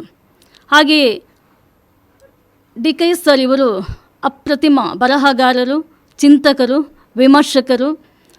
ಹಾಗೆಯೇ ಶಿಕ್ಷಣಕ್ಕೆ ತುಂಬ ಮಹತ್ವವನ್ನು ಕೊಡ್ತಾ ಇದ್ದರು. ನಮ್ಮಲ್ಲಿ ಯಾವಾಗಲೂ ಬಂದಾಗ ನಮ್ಮ ಎಷ್ಟೇ ಚಿಕ್ಕ ಮಕ್ಕಳಿದ್ರು, ನೀನು ಏನು ಕಲಿತೀಯಾ, ಮುಂದೆ ಏನಾಗಬೇಕು ಅಂತ ಹೇಳ್ತಾ, ಜೀವನ ಶಿಕ್ಷಣ ಅಲ್ಲ, ಶಿಕ್ಷಣವೇ ಜೀವನ ಅಂತ ತಿಳಿಸಿಕೊಟ್ಟವರು ಡಿ ಕೆ ಎಸ್ ಸರ್. ಯಾವತ್ತೂ ಅವರು ಮಾತಾಡೋದು ನೇರವಾದ ಮಾತು, ಕಟುವಾದ ಮಾತು, ಅಷ್ಟೇ ಸತ್ಯವಾದ ಮಾತು. ಯಾವತ್ತೂ ಅವರು ಇತರರೊಂದಿಗೆ ಅಂದರೆ ಸಮಾಜಕ್ಕೆ ಅಹಿತಕರವಾದ ವಿಷಯದ ಬಗ್ಗೆ ಯಾವತ್ತೂ ರಾಜಿ ಮಾಡಿಕೊಂಡವರಲ್ಲ. ಅದನ್ನು ನೇರವಾಗಿ ಮಾತನಾಡಿದ ಧೀಮಂತ ವ್ಯಕ್ತಿ. ಇಂದು ಡಿ ಕೆ ಎಸ್ ಸರ್ ನಮ್ಮೊಂದಿಗೆ ಇಲ್ಲ. ಆದರೆ ಅವರು ಇಲ್ಲ ಅಂತ ನಾವು ಎಂದೂ ಅನಿಸಿಕೊಳ್ಳುವುದಿಲ್ಲ. ಯಾಕಂತ ಹೇಳಿದರೆ ಅವರು ತನ್ನ ಅಂಗಾಂಗವನ್ನು ದಾನ ಮಾಡಿ ಜೀವನವನ್ನು ಸಾರ್ಥಕಗೊಳಿಸಿದವರು. ಅವರ ಅಂಗಾಂಗಗಳು ಎಲ್ಲೋ ಒಂದು ಕಡೆ ಕಾರ್ಯನಿರತವಾಗಿದೆ. ಹಾಗಾಗಿ ಅವರು ಇಂದಿಗೂ ನಮ್ಮ ಜೊತೆ ಜೀವಂತ ಆಗಿದ್ದಾರೆ. ಅವರ ಆದರ್ಶಗಳು ಎಂದು ನಮ್ಮ ಮುಂದೆ ಇರ್ತದೆ. ಹಾಗೆಯೇ ಡಿ ಕೆ ಎಸ್ ಸರ್ ಅವರೊಂದು ದೊಡ್ಡ ಸಮುದ್ರ. ನಾವೆಲ್ಲ ಚಿಕ್ಕ ಚಿಕ್ಕ ನದಿಗಳು. ಆ ನದಿಗಳು ಆ ಸಮುದ್ರವನ್ನು ಸೇರಬೇಕೇ ಹೊರತು ಸಮುದ್ರ ಯಾವತ್ತೂ ನದಿಯನ್ನು ಸೇರುವುದಿಲ್ಲ. ಇಂದು P D K S sir ಅವರಿಗೆ ನಮ್ಮ ನುಡಿ ನಮನ ಏನು ಅಂತ ಹೇಳಿದರೆ, ನಾವು ಈ ಸಮಾಜಕ್ಕೆ ಏನನ್ನಾದರೂ ಕೊಡುಗೆಯನ್ನು ಕೊಡಬೇಕು, ಏನನ್ನಾದರೂ ಕುರುಹನ್ನು ನಿರ್ಮಿಸಿ ನಮ್ಮ ಜೀವನವನ್ನು ನಾವು ಸಾರ್ಥಕಗೊಳಿಸಬೇಕು ಅನ್ನೋದೇ ಆಗಿರುತ್ತದೆ. ಧನ್ಯವಾದಗಳು ಅವಕಾಶಕ್ಕಾಗಿ. ಇದೀಗ ಅರಿಯಪ್ಪ ಮುತ್ತೂರು, ತುಳುನಾಡ ಮನ್ಸ ಸಮಾಜ ಸೇವಾ ಸಂಘದ ಉಪಾಧ್ಯಕ್ಷರು. ಇನಿ ಎನ್ನ ಜನ್ಮ ಕುರಿನಂಚಿತ್ತಿನ ಅಪ್ಪ ಅಮ್ಮೆ ಏನನ್ನು ತಾಂಕ್ ತರ್ಕದು ಈ ಮಣ್ಣಡು ಗಟ್ಟಿತಾನನ್ನು ಲಟ್ಟೆ ಪುಟ್ಟೆನ ಗಟ್ಟಿ ಮಲ್ತದು ತಾಂಕದು ನನ್ನ ಎಂಕಲ್ನ ಜವಾಬ್ದಾರಿ ನಿನ್ನಡೊಂದು ಮಗ ಪಂಡದು ಈ ಮಣ್ಣಡು ಬುಡಿಯರು ಬುಡ್ದು ಪೋಯಿರು. ಇನಿ ಈ ಫೋರ್ದ ಮುಖಾಂತರ ಇನಿ ಸಮಾಜೋಡು ಎಂಕ್ ಅರಿಯಪ್ಪ ಅಂತ ಪನ್ಪುಣಿ ಪುದರ್ನ ಅಪ್ಪಮ್ಮೆ ದಿತ್ತೇರು ನಂಡಲ್ಲ. ಇನ್ನು ಅರಿಯಪ್ಪ ಮುತ್ತೂರು ಅಂತ ಪಂಡದು ಸ್ವಾಭಿಮಾನೋಡು ತರದೆತ್ತದು ಈ ಸಮಾಜೋಡು ಪೋ ಒಂದಿಲ್ಲ ನಂಡ ಏನ ನಿನ್ನ ಮಾತ ಕೊಂಡಾಡುವ ನಂಡ ನೆಕ್ ಕಾರಣಕರ್ತಿರ ನಂಚಿತ್ತಿನ ಯಾನ ಕಲೆವಣ್ಣ ನಂಚಿತ್ತಿನ ಎನ್ನ ಹಿರಿಯ ನಂಚಿತ್ತಿನ ಡಿ ಕೆ ಎಸ್ ಸರ್. ಇನಿ ಆರ್ನ ಆತ್ಮಗೂ ಶಾಂತಿ ದಿಕ್ಕೋರ್ ನಂಡ ಆರ್ನ ಕಣ ಎಂಚಿನ ಉಂಡ ಅವೇನು ಎಂಕುಲು ಮಾತಿರಲಿ ತುಳುನಾಡದ ಮಾನವರಾಯನ ನಮ ಸಾಧಿಸವರೆಗೆ ಸಾಧ್ಯ ಅಂದಂಡ ಮಾತ್ರ ಇನಿ ಡಿ ಕೈರು ನನಾತ ನಮನ ಸೋಸಿತೇರ್ನ ಪಿರೌಡು ಮಾಮಲ್ಲ ಶಕ್ತಿಯಾದ ನಮ್ಮೊಟ್ಟಿಗೆ ಇಪ್ಪೇರು ಪಣಪಂಚಿನ ನಂಬಿಕೆ. ಇನಿ ತುಳುನಾಡನ್ನು ಬುಡ್ದು ರಾಜ್ಯದ ಬೇತೆ ಬೇತೆ ಜಿಲ್ಲೆಡು ಪ್ರಜ್ಞಾವಂತರಿಗೆ ಡಿ ಕೈರು ದಾದಾನ್ ಪನ್ಪಣ ಅರಿವಿತ್ತಿನ ಒಂಜಾತು ಪ್ರಜ್ಞಾವಂತ ಪ್ರಜೆಗಳು ಈ ಜಿಲ್ಲೆಡು ಒಂಜಾತು ಇಪ್ಪೇರು ಆಂಡ ಆರ್ನ ಬಗ್ಗೆ ಪ್ರಜ್ಞೆನೇ ಇಜ್ಜಂದಿನ ಅಂಚಿತ್ತಿನ ವ್ಯಕ್ತಿಗಳು ನನ್ನೊಂದು ಜಾತು ಇಪ್ಪೇರು ಇಂಕಲೆ ಕೈನು ದಾಲಮನ್ ಪೇರಿಗಳ ಸಾಧ್ಯ ಹೆಚ್ಚಿ ಇನಿ ಡಿ ಕೈರ್ನು ಕಲೆವಣ್ಣ ಆರ್ನ ಸಮುದಾಯಗೂ ಆರ್ನ ಸಮಾಜಗೂ ಒಡೆತ ಬೂರಿನ ಹೊತ್ತು ಶೋಷಿತ ಸಮಾಜಗೂ ಮಾತೆರೆಗಳ ಇನಿ ದುನಿಯಾಯನಂಚಿತ್ತಿನ ಒರಿ ನಾಯಕೆ ಡಿ ಕೈರ್ನ ಕಲೆವಣ್ಣ ಇನಿ ಓಲು ಶೋಷಣೆಗೆ ಒಳಗಾಯಿನ ಬಡ ಜನಕುಲು ನಮ್ಮ ಮಾತ ಉಲ್ಲನ ಅಕ್ಕಳಿಗೆ ಮಾತೆರೆಗಳ ತುಂಬಲಾರದ ನಷ್ಟ ಆತಂದು ಇನ್ನು ಪ್ರಜ್ಞಾವಂತರಿಗೆ ಪಂತೆ ಪ್ರಜ್ಞಾವಂತರಿಗೆ ಮಾತ್ರ ಅರ್ಥ ಅವರಿಗೆ ಸಾಧ್ಯ. ನನ್ನ ದುಮ್ಮದ ದಿನಮಾನವೇಳು ಡಿ ಕ ಎನ್ನನ ದೀನಂಚಿತ್ತಿನ ಬಾಲ್ಯದ ಪಜ್ಜ ಕೊಂಡ ಆಟೋಡು ದೀನಂಚಿತ್ತಿನ ಬಾಲ್ಯದ ಪಜ್ಜೆ ಇಂಚ ಉಂಡ ಅಂಚಿತ್ತಿನ ಪಜ್ಜೋಡು ಎಂಕುಲು ಮಾತೆರ್ಲ ದುಮ್ಮುಪೋಯಿ ಡಿ ಕ ಎನ್ನನ ಎಡ್ಡೆಪ್ಪುದ ಕಜ್ಜೋಗು ಇಂಕು ಮಾತೆರ್ಲ ಆಂದಿ ಹಾಕ ಪಂಡೊಂದು ಅವಕಾಶಕ್ಕೂ ನಿಕ್ಲಿಗೆ ಮಾತ್ರ ಹೊಂದಿಸೋದು ಎನ್ನ ಪಾತ್ರ ಮುಗಿಪೋಯ್. ಜೈ ಭೀಮ್. ಇದೀಗ ಡಾಕ್ಟರ್ ವಾಸುದೇವ ಬೆಳ್ಳೆ, ಮುಲ್ಕಿಯ ಸರ್ಕಾರಿ ಪದವಿ ಪೂರ್ವ ಕಾಲೇಜಿನ ಪ್ರಾಂಶುಪಾಲರು. ಶ್ರೇಷ್ಠರ ಬಗ್ಗೆ, ಬಲಶಾಲಿಗಳ ಬಗ್ಗೆ ಶ್ರದ್ಧಾಂಜಲಿ ಸಭೆಗಳು ಮೀಡಿಯಾದಲ್ಲಿ ಬಹಳಷ್ಟು ಬರ್ತವೆ. ಆದರೆ ಚರಿತ್ರೆ ಇಲ್ಲದಿರುವಂಥ ಅಥವಾ ಚರಿತ್ರೆಯನ್ನು ಕಟ್ಟಲಿಕ್ಕೆ ಅವಕಾಶ ಮಾಡಿಕೊಡದ ಸಮಾಜದಲ್ಲಿ ಅಂಥ ಒಂದು ಚರಿತ್ರೆ ನಿರ್ಮಾಣಕ್ಕೆ ಹೊರಟಂಥ ವ್ಯಕ್ತಿಗಳ ಬಗ್ಗೆ ಮಾತನಾಡೋರು ಬಹಳ ಕಡಿಮೆ. ಹಾಗಾಗಿ ನಮ್ಮ ದೇಶದಲ್ಲಿ ಒಂದು ಕಣ್ಮರೆಯಾಗಿರುವಂಥ ಲೋಕದ ಕುರಿತು ಮಾತಾಡುವವರು, ಮಾಧ್ಯಮದವರು ಇಂಥ ಒಂದು ಅವಕಾಶಗಳನ್ನು ನಿರ್ಮಾಣ ಮಾಡಿಕೊಡುವುದಿಲ್ಲ. ಅದರಿಂದ ಚರಿತ್ರೆ ಅನ್ನುವುದು ಇಲ್ಲಿ ಸ್ಥಗಿತಗೊಂಡಿದೆ. ಚರಿತ್ರೆಯನ್ನು ಪರಿವರ್ತನಶೀಲ ಮಾಡಬೇಕಾದ್ದು ಯಾರಂತಂದರೆ, ಯಾರು ಮಾತಾಡಿಲ್ವೋ ಅವರು ಮಾತಾಡಬೇಕು, ಯಾರು ಬರೆದಿಲ್ವೋ ಅವರು ಬರೀಬೇಕು, ಯಾರು ಹೋರಾಟ ಮಾಡಿಲ್ವೋ ಅಂಥವ್ರು ಹೋರಾಟ ಮಾಡಿದಾಗ ಚರಿತ್ರೆ ಪರಿವರ್ತನೆ ಆಗ್ತಾ ಹೋಗುತ್ತೆ. ಈ ದಿಸೆಯಲ್ಲಿ ಪಿ ಡಿ ಕೈ ಅವರು ನನಗೆ ಸುಮಾರು 20 ವರ್ಷಗಳಿಗಿಂತ ಹೆಚ್ಚು ಕಾಲ ಪರಿಚಯಿತರು ಮತ್ತು ಭಾಳ ಹತ್ತಿರದ ಸ್ನೇಹಿತರು ಮತ್ತು ಒಡನಾಡಿಗಳು ಮತ್ತು ಹಿರಿಯರು ಕೂಡ. ಅವರ ವ್ಯಕ್ತಿತ್ವ ನಾನು ಗಮನಿಸಿದಂತೆ ಅವರು ಬಹಳ ಸತ್ಯಸಂಧರು ಮತ್ತು ನಿಷ್ಠುರವಾದಿಗಳು. ಈಗಾಗಲೇ ಕೆಲವರು ಪ್ರಸ್ತಾಪ ಮಾಡಿದ್ದಾರೆ. ತನ್ನ ಮನಸ್ಸಿಗೆ ಬರೋದನ್ನು ಭಾಳ ಸ್ಪಷ್ಟವಾಗಿ ಮತ್ತು ನಿಷ್ಠುರವಾಗಿ ಮತ್ತು ಯಾರಿಗೂ ಬೇಸರ ಆದರೂ ಪರವಾಗಿಲ್ಲ, ಸತ್ಯವನ್ನು ಸತ್ಯದಂತೆ ಹೇಳಬೇಕು ಅಂತ ಯಾವ ಹಿಂಜರಿಕೆ ಮತ್ತು ಭಯ ಇಲ್ಲದೆ ಮಾತಾಡುವಂಥ ಒಬ್ಬ ವ್ಯಕ್ತಿ. ಆ ದೃಷ್ಟಿಯಲ್ಲಿ ಅವರಿಗೆ ಹಲವಾರು ರೀತಿಯ ಸಮಾಜದಲ್ಲಿ ವಿರೋಧಗಳು ಇತ್ತು. ಯಾರು ಸತ್ಯವಾದಿ ಇರ್ತಾನೋ, ನಿಷ್ಠವಾದಿ, ಅವರಿಗೆ ವಿರೋಧಗಳು ಖಂಡಿತ ಇರ್ತವೆ. ಸಮಾಜ ಜೊತೆಗೆ ಯಾರು ಶಾಮೀಲಾಗಿ ಹೋಗ್ತಾರೋ ಅವರ ಬಗ್ಗೆ ನಿಷ್ಠ ಮತ್ತು ವಿರೋಧಗಳು ಕಡಿಮೆ ಇರ್ತವೆ. ಯಾರು ಸತ್ಯವನ್ನು ಪ್ರತಿಪಾದನೆ ಮಾಡ್ತಾರೋ ಅವರಿಗೆ ಯಾವಾಗಲೂ ಕೂಡ ವಿರೋಧಗಳು ಮತ್ತು ಅವರ ಮೇಲೆ ಆಕ್ರಮಣಗಳು ಜಾಸ್ತಿ ಇರ್ತವೆ.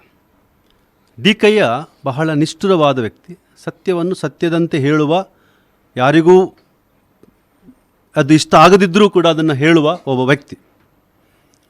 ಆ ಒಂದು ಪ್ರಾಮಾಣಿಕತೆ ಮತ್ತು ವ್ಯಕ್ತಿತ್ವ ಹೇಗೆ ಬಂತು ಅಂತಂದರೆ, ಅವರು ಓದಿಕೊಂಡಂಥ ವಿಚಾರಧಾರೆಯಿಂದ ಬಂತು, ಮತ್ತು ಅವರ ಸಮುದಾಯದ ಕುರಿತು ಅವರಿಗಿದ್ದಂಥ ನಿಷ್ಠೆಯಿಂದ ಬಂತು, ಮತ್ತು ಅಂಬೇಡ್ಕರ್ ಬಗ್ಗೆ ಅವರಿಗಿದ್ದಂಥ ಒಂದು ಜ್ಞಾನದಿಂದಾಗಿ ಅದು ಬಂತು. ಯಾಕೆಂದರೆ ನಮ್ಮ ದಕ್ಷಿಣ ಕನ್ನಡ ಜಿಲ್ಲೆಯಲ್ಲಿ ಸುಮಾರು 20-25 ಪರಿಶಿಷ್ಟ ಜಾತಿ ಪಂಗಡದ ಜಾತಿಗಳಿದ್ದಾವೆ. ಅವುಗಳಿಗೆ, ಆ ಸಮುದಾಯಗಳಿಗೆ ಇವತ್ತು ಕೂಡ ಒಂದು ರಾಜಕೀಯ ಶಕ್ತಿಯಾಗಲಿ ಸಾಂಸ್ಕೃತಿಕ ಶಕ್ತಿಯಾಗಲಿ ಬಂದಿಲ್ಲ. ಒಂದು ಕಾಲಕ್ಕೆ ಈ ಸಮುದಾಯಗಳಲ್ಲಿ ಹಲವಾರು ಸಮುದಾಯಗಳು ಈ ಪ್ರದೇಶವನ್ನು ಆಳ್ತಾ ಇದ್ದಂಥವ್ರು. ಕಾಲಾಂತರದಲ್ಲಿ ಅವುಗಳು ತಮ್ಮ ರಾಜಕೀಯ ಪ್ರಾಬಲ್ಯವನ್ನು ಕಳ್ಕೊಂಡ್ರು.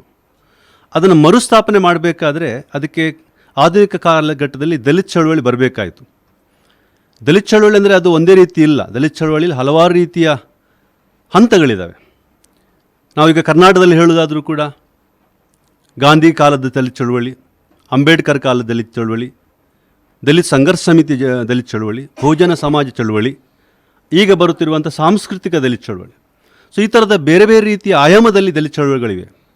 ಆದರೆ DKR ಅವರ ಒಂದು ವಿಶೇಷತೆ ಏನಂದರೆ, ಈ ಎಲ್ಲ ದಲಿತ ಚಳವಳಿಗಳ ಚಿಂತನೆಗಳ ಸ್ಪಷ್ಟ ಪರಿಚಯ ಅವರಿಗಿತ್ತು. ನಮ್ಮ ಬಹುತೇಕ ದಲಿತ ಹೋರಾಟಗಾರರಿಗೆ ಆ ಸ್ಪಷ್ಟ ಪರಿಚಯ ಇರೋದಿಲ್ಲ ಎಷ್ಟು ಸಂದರ್ಭದಲ್ಲಿ. ಅವರಿಗೆ ದಲಿತ ಚಳುವಳಿಯ ಹುಟ್ಟು ಮತ್ತು ಬೆಳವಣಿಗೆ ವಿವಿಧ ಹಂತಗಳ ಅದರ ಹತ್ತಿರದ ಪರಿಚಯ ಇತ್ತು ಮತ್ತು ಓದಿತ್ತು. ಹಾಗಾಗಿ ಅವರಿಗೆ ಯಾರಾದರೂ ಪ್ರಶ್ನೆ ಕೇಳಿದರೆ, ಅವರು ಯಾರಾದರೂ ಮಾತಾಡಿದರೆ ಉತ್ತರ ಕೊಡಲಿಕ್ಕೆ ಸಾಧ್ಯ ಆಗ್ತಿತ್ತು. ಮತ್ತು ಇನ್ನೊಂದು, ದಲಿತವಾದಿ ಆಗಬೇಕಾದ್ರೆ, ಅಂಬೇಡ್ಕರ್ ವಾದಿ ಆಗಬೇಕಾದ್ರೆ ಅವರಿಗೆ ದಲಿತ ಚಳವಳಿ ಪರಿಚಯ ಮಾತ್ರ ಇದ್ದರೆ ಸಾಕಾಗೋದಿಲ್ಲ.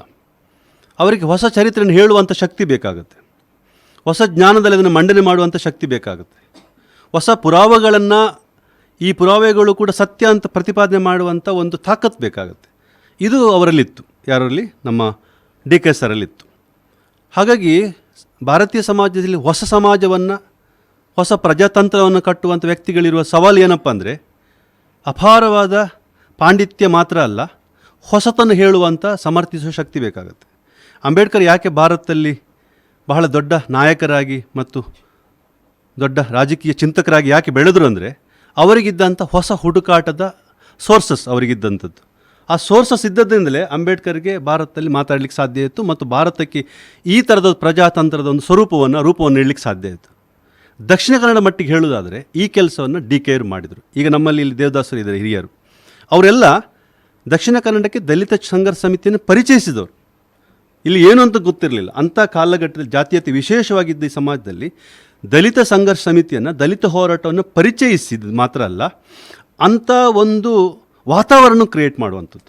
ಈಗ ವಾತಾವರಣ ಕ್ರಿಯೇಟ್ ಮಾಡುವ ಸುಲಭದ ಕೆಲಸ ಅಲ್ಲ. ಒಂದು ದಲಿತ ಚಳವಳಿ ಮಾಡ್ಬೋದು, ಇಲ್ಲಿ ಕೂಡ ಅದನ್ನು ಒಂದು ಧೈರ್ಯವಾಗಿ ಕಟ್ಟಬಹುದು ಅನ್ನುವಂಥ ಒಂದು ವಾತಾವರಣ ಕ್ರಿಯೇಟ್ ಮಾಡೋದಿದೆಯಲ್ಲ, ಒಂದು ಎನ್ವೈರ್ಮೆಂಟನ್ನು ಕ್ರಿಯೇಟ್ ಮಾಡೋದಿದೆಯಲ್ಲ, ಇದಕ್ಕೆ ಸ್ವಲ್ಪ ಬೌದ್ಧಿಕ ಶಕ್ತಿ ಬೇಕಾಗುತ್ತೆ, ಒಂದು ಥರ ಇಂಟೆಲೆಕ್ಚುವಲ್ ಶಕ್ತಿ ಬೇಕಾಗುತ್ತೆ. ಹಾಗೆ ನನಗೆ ಅನಿಸುವಂಥ ದೇವದಾಸರು ಮತ್ತು ಅವರ ಸಮಕಾಲೀನರು DKR ಎಲ್ಲ ಸೇರಿಕೊಂಡು ದಕ್ಷಿಣ ಕನ್ನಡಂಥ ಅಸ್ಪೃಶ್ಯತೆ ಇರುವ ಸಮಾಜ ವ್ಯವಸ್ಥೆಯಲ್ಲಿ ಅದನ್ನು ಖಂಡಿಸುವ ಮತ್ತು ಎಲ್ಲ ಸಮುದಾಯಗಳಿಗೆ ಮಾನವೀಯವಾದ ಗೌರವವನ್ನು ತಂದುಕೊಡುವ ದಿಸೆಯಲ್ಲಿ ಒಂದು ಪ್ರಾರಂಭಿಕವಾದಂಥ, ಆಧುನಿಕ ಕಾಲಘಟ್ಟದಲ್ಲಿ ನಾನು ಹೇಳಿದ್ರು ಪ್ರಾರಂಭಿಕವಾದಂಥ ಒಂದು ಬೇಸನ್ನು ಕೊಟ್ಟಂಥವ್ರು. ಅದರಲ್ಲಿ DKR ಪಾತ್ರ ಭಾಳ ದೊಡ್ಡದಿದೆ ಅಂತ ನನಗೆ ಅನಿಸ್ತದೆ. ಆ ದೃಷ್ಟಿಯಲ್ಲಿ ಇವರುಗಳು ದಕ್ಷಿಣ ಕನ್ನಡಕ್ಕೆ ದಲಿತ ಚಳವಳಿಯನ್ನು ಕರ್ಕೊಂಡು ಬಂದದ್ದು ಮಾತ್ರ ಅಲ್ಲ, ಇದನ್ನು ಬೆಳೆಸಿದ್ದು ಮಾತ್ರ ಅಲ್ಲ, ಇವರು ಕೂಡ ರಾಜ್ಯಕ್ಕೆ ಪರಿಚಯ ಆಗ್ತಾರೆ. DKR ಕೂಡ ರಾಜ್ಯದ ನಾಯಕರಿಗೆ ಪರಿಚಯ ಆಗ್ತಾರೆ, ಬೇರೆ ಬೇರೆ ಕಾರ್ಯಕ್ರಮಗಳು ಹೋಗ್ತಾರೆ. ಒಂದು ರೀತಿ ರಾಜ್ಯ ಮತ್ತು ದೇಶವನ್ನು ದಕ್ಷಿಣ ಕನ್ನಡದ ದಲಿತ ಹೋರಾಟಕ್ಕೆ ಲಿಂಕ್ ಮಾಡಿದ, ಬೆಸೆದ ನಾಯಕರು ಇವರು. ಸೊ ಈ ದೃಷ್ಟಿಯಲ್ಲಿ ನಾನು ಹೇಳುವುದಾದರೆ DKR ನಮಗೆ ಒಂದು ದೊಡ್ಡ, ಈ ದಿಸೆಯಲ್ಲಿ ಬಹಳ ಒಂದು ದೊಡ್ಡ ಕೊಡುಗೆಯಾಗಿದ್ದರು ಅನ್ನುವಂಥದ್ದನ್ನು ನಾನು ಹೇಳಲಿಕ್ಕೆ ಇಷ್ಟಪಡ್ತೇನೆ.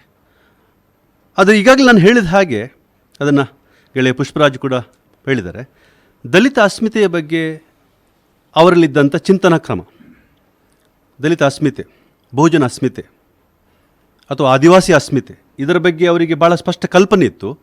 ಮತ್ತು ಇಲ್ಲಿಯ ದಲಿತ ಆದಿವಾಸಿ ಜನಾಂಗಗಳ ಅಸ್ಮಿತೆಯ ಹೆಜ್ಜೆ ಗುರುತುಗಳ ಬಗ್ಗೆ ಅವರು ನಿರಂತರವಾಗಿ ತಮ್ಮ ಶಿಬಿರಗಳಲ್ಲಿ, ಹೋರಾಟಗಳಲ್ಲಿ ಮತ್ತು ಬರವಣಿಗೆಯಲ್ಲಿ ಅವರು ಅದನ್ನು ಸ್ಪಷ್ಟಪಡಿಸ್ತಾ ಇದ್ದರು.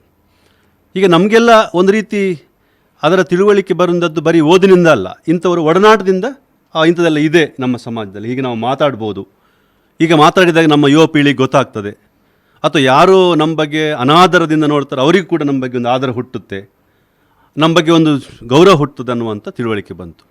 ಸೊ ಆ ದೃಷ್ಟಿಯಲ್ಲಿ ಯಾವ ಸಮುದಾಯಗಳಿಗೆ ಜಾತೀಯತೆ ಮತ್ತು ವರ್ಣದ ಕಾರಣಕ್ಕಾಗಿ ಗೌರವ ಮತ್ತು ಐಡೆಂಟಿಟಿ ಇರಲ್ವೋ ಅವುಗಳಿಗೆ ಗೌರವ ಮತ್ತು ಸ್ವಾಭಿಮಾನ ಮತ್ತು ಅಸ್ಮಿತೆಯನ್ನು ಐಡೆಂಟಿಟಿ ತಂದುಕೊಡುವ ಕೆಲಸವನ್ನು ದಕ್ಷಿಣ ಕನ್ನಡ ತುಳುನಾಡಿನ ಮಟ್ಟಿಗೆ ಮಾಡಿದಂಥ ನಾಯಕರಲ್ಲಿ ಡಿಕೆಯರು ಕೂಡ ಪ್ರಮುಖರು ಅಂತ ನಾನು ಹೇಳ್ತೇನೆ. ಅದಕ್ಕೆ ಅವರು ಸುಮಾರು 30-40 ವರ್ಷಗಳ ಕಾಲ ಜೀವನದಲ್ಲಿ ಪರಿಶ್ರಮವನ್ನು ಪಟ್ಟಿದ್ದಾರೆ. ಈ 30-40 ವರ್ಷಗಳ ಕಾಲ, 4 ದಶಕಗಳ ಕಾಲ ಅವರ ಈ ಹೋರಾಟದ ಪರಿಣಾಮವಾಗಿ ಇವತ್ತು ದಕ್ಷಿಣ ಕನ್ನಡದಲ್ಲಿ ನಮ್ಮ ಚುನಾವಣಾ ಕ್ಷೇತ್ರದಲ್ಲಿ ದಲಿತ ಲೀಡರ್ಗಳು ಇಲ್ಲದಿರ್ಬೋದು, ಆದರೆ ಸಾಂಸ್ಕೃತಿಕ ಮತ್ತು ಸಾಮಾಜಿಕ ಹೋರಾಟದಲ್ಲಿ ನಮ್ಮಲ್ಲಿ ಭಾಳ ಒಳ್ಳೆಯ ಲೀಡರ್ಸ್ಗಳನ್ನು ನಾವು ಕ್ರಿಯೇಟ್ ಮಾಡಲಿಕ್ಕೆ ಸಾಧ್ಯ ಆಗಿದೆ. ಅದು ಚುನಾವಣಾ ರಾಜಕೀಯ ಬೇರೆ ಬಿಡಿ, ಆದರೆ ಸಾಂಸ್ಕೃತಿಕ ರಾಜಕಾರಣದಲ್ಲಿ ಅಥವಾ ದಲಿತ ಚಿಂತನೆಯ ಒಂದು ವಲಯವನ್ನು ಗಮನಿಸಿದಾಗ ಇಲ್ಲಿ ನಮ್ಮಲ್ಲಿ ಈ ಲೀಡರ್ಗಳನ್ನು ಬೆಳೆಸಲಿಕ್ಕೆ ನಮಗೆ ಸಾಧ್ಯ ಆಗಿದೆ. ಸೊ ಅದರಿಂದ ನನಗೆ ಭಾಳ ವಿಶೇಷವಾಗಿ ನಾನು ಡಿಕೆಯರನ್ನು ಕಳ್ಕೊಂಡು ದೊಡ್ಡ ಲಾಸ್ ಅಂತ ನನಗೆ ಅನಿಸುತ್ತೆ. ನಮಗೆ ಅದೊಂದು ದೊಡ್ಡ ನಷ್ಟ, ತುಳುನಾಡಿಗೆ ನಮಗೆ ಅಂತೂ ಭಾಳ ದೊಡ್ಡ ನಷ್ಟ. ಅವರು ನಮಗೆ ಧೈರ್ಯವಾಗಿದ್ದರು, ಆಧಾರವಾಗಿದ್ದರು, ದಾರಿದೀಪವಾಗಿದ್ದರು, ಅಥವಾ ಎಷ್ಟು ಸಂದರ್ಭದಲ್ಲಿ ನಮ್ಮ ಅಸ್ಪಷ್ಟತೆಗಳನ್ನು ಸ್ಪಷ್ಟಪಡಿಸ್ಕೊಳ್ಳಿಕ್ಕೆ ಅವರೊಂದು ಒಳ್ಳೆಯ ಸೋರ್ಸ್ ಆಗಿದ್ದರು. ಅವ್ರ ಜೊತೆಗೆ ನಾವು ಮಾತಾಡಿದಾಗಲೆಲ್ಲ ಅದು ಬರೀ ಒಣ ಹರಟೆ ಆಗಿರ್ತಿರಲಿಲ್ಲ, ಕಾಡು ಹರಟೆ ಆಗಿರ್ತಿರಲಿಲ್ಲ, ಅದೆಲ್ಲ ಒಂದು ಜ್ಞಾನದ ಪರಸ್ಪರ ಹಂಚಿಕೊಳ್ಳುವ ಒಂದು ಮಾತುಕತೆ ಆಗಿರ್ತಿತ್ತು. ಅದು ಫೋನಲ್ಲಿ ಮಾತಾಡಿದಾಗಲೂ, ಹತ್ತಿರ ಸಿಕ್ಕಿದಾಗಲೂ ಮಾತಾಡಿದಾಗಲೂ ಕೂಡ, ಅಥವಾ ಒಂದು ಚಹಾ ತಿಂಡಿ ಊಟ ಮಾಡುವಾಗಲೂ ಅವ್ರು ಸಿಕ್ಕಿದಾಗಲೂ ಮಾತಾಡುವಾಗಲೂ ಕೂಡ ಅದು ಏನಾದರೂ ಒಂದು ವಿಚಾರ ಆಗಿರ್ತಿತ್ತು. ಅದು ಜಾತಿ ವಿಚಾರ ಇರ್ಬೋದು, ಅಥವಾ ಜಾತಿ ವಿಮೋಚನೆ ವಿಚಾರ ಇರ್ಬೋದು, ಅಥವಾ ಜಾತಿ ಪಟ್ಟಿ ಇರ್ಬೋದು, ರಿಸರ್ವೇಷನ್ ಇರ್ಬೋದು, ಅಂಬೇಡ್ಕರ್ ಇರ್ಬೋದು, ಅಥವಾ ಅಲ್ಪಸಂಖ್ಯಾತ ಸಮುದಾಯಗಳ ಮೇಲೆ ನಡೆಯುವಂಥ ಹಲವಾರು ರೀತಿಯ ದಾಳಿಗಳಿರ್ಬೋದು. ಇದರ ಕುರಿತು ಅವರು ಮಾತಾಡ್ತಿದ್ರು. ಅದರ ಬಗ್ಗೆ ಹೇಗೆ ಸಮಾಜವನ್ನು ರಿಪೇರಿ ಮಾಡಬೇಕು, ಹೇಗೆ ನಾವು ಅದನ್ನು ಇವೆಲ್ಲ ವೈಲೇಷನ್ಗಳನ್ನು ಹೇಗೆ ನಿವಾರಣೆ ಮಾಡ್ಬೋದು ಅನ್ನೋದ್ರ ಬಗ್ಗೆ ಅವರು ತಿಳುವಳಿಕೆಯನ್ನು ನಮಗೆ ಹಂಚ್ತಾ ಇದ್ದರು ಅನ್ನುವಂಥದ್ದನ್ನು ಗಮನಿಸಿದೆ. ನಾವು ಎಷ್ಟು ಸಂದರ್ಭದಲ್ಲಿ ದೇವದಾಸರು ಮಾತ್ರ ಅಲ್ಲ, ಹನೀಫು ಅವರಿದ್ದಾರೆ ಲಾಯರ್, ಅವರ ಜೊತೆ ಕೂಡ ಎಲ್ಲ ಕಾರ್ಯಕ್ರಮ ಮಾಡುವಾಗ ತೀಕಯ್ಯ ಅವರು ನೇರವಾದಂಥ ನಮ್ಮ ಮಾರ್ಗದರ್ಶಕರಾಗಿದ್ದರು ಅನ್ನೋ ಮಾತನ್ನು ಹೇಳ್ತೇನೆ. ಬರೀ ಅವರು ಪಾರ್ಟಿಸಿಪೇಷನ್ ಮಾತ್ರ ಅಲ್ಲ, ಒಂದು ಮಾರ್ಗದರ್ಶಕರಾಗಿದ್ದರು, ನಮಗೊಂದು ಗೈಡ್ ಆಗಿದ್ದರು ಅನ್ನುವಂಥದ್ದನ್ನು ನಾನು ಈ ಸಂದರ್ಭದಲ್ಲಿ ಹೇಳಲಿಕ್ಕೆ ಬಯಸ್ತೇನೆ. ತುಳುನಾಡಿಗೆ, ದಲಿತ ಸಮುದಾಯಕ್ಕೆ ಅಂಬೇಡ್ಕರ ಮತ್ತು ದಲಿತ ಹೋರಾಟಗಾರರ ಜ್ಞಾನವನ್ನು ಎರೆದು ಇಲ್ಲೊಂದು ಹೊಸ ಚರಿತ್ರೆ ನಿರ್ಮಾಣ ಮಾಡಿಕೊಟ್ಟಂಥ ಅವರಿಗೆ ಮತ್ತು ಅವರ ಸಮಕಾಲೀನರಿಗೆ ವಿಶೇಷವಾಗಿ ನಾವೆಲ್ಲ ಆಭಾರಿಯಾಗಿರಬೇಕು. ಡಿಕೆಎ ಸರು ನಮ್ಮ ನಡುವೆ ಇಲ್ಲ ಇದ್ದರೂ ಕೂಡ ಅವರ ವ್ಯಕ್ತಿತ್ವ ಖಂಡಿತ ಇದೆ. ಯಾಕೆ ನಾವೆಲ್ಲ ಇವತ್ತು ನಿಂತು ಮಾತಾಡೋದು ಅವರ ವ್ಯಕ್ತಿತ್ವ ನಮ್ಮ ಕಣ್ಣ ಮುಂದೆ ಇನ್ನೂ ಇದೆ ಮನಸ್ಸಿನಲ್ಲಿ, ಭವಿಷ್ಯದಲ್ಲಿ ಕೂಡ ಅದು ಇರುತ್ತೆ ಅಂತ ಹೇಳ್ತಾ ಗೆಳೆಯರಾದಂಥ ತಾರನಾಥ್ ಗಟ್ಟಿಯವರು ಮತ್ತು ಅವರೆಲ್ಲ ಸ್ನೇಹಿತರು ಸೇರಿಕೊಂಡು ಈ ಕಾರ್ಯಕ್ರಮವನ್ನು ಮಾಡಿದ್ದೀರಾ. ಭಾಳ ಅಪೂರ್ವವಾದ ಕಾರ್ಯಕ್ರಮ, ನಮ್ಮ ಸಮಾಜಕ್ಕೆ ಕೊಟ್ಟಂಥ ಗೌರವ ವಿಪೂರ್ವ ಅಂತ ನಾನು ಭಾವಿಸ್ತೇನೆ. ಸೊ ಈ ದಿಸೆಯಲ್ಲಿ ಎಲ್ರಿಗೂ ಧನ್ಯವಾದ ಅರ್ಪಿಸಿ, ಮುಂದೆ ಡಿಕೆನವರ ವಿಚಾರಧಾರೆಯ ಕುರಿತು ನಾವು ವಿಸ್ತೃತವಾಗಿ ನಮ್ಮ ಹಿರಿಯರ ಜೊತೆಗೆ ಮಾತಾಡಿ ಅದನ್ನು ಮುಂದಿನ ಪೀಳಿಗೆಗೆ ದಾಟಿಸುವ ಮತ್ತು ಹಂಚುವ ಕೆಲಸವನ್ನು ಹೇಗೆ ಮಾಡಬೇಕು ಎನ್ನುವ ದಿಸೆಯಲ್ಲಿ ಕಾರ್ಯಪ್ರವೃತ್ತರಾಗ್ತೇವೆ.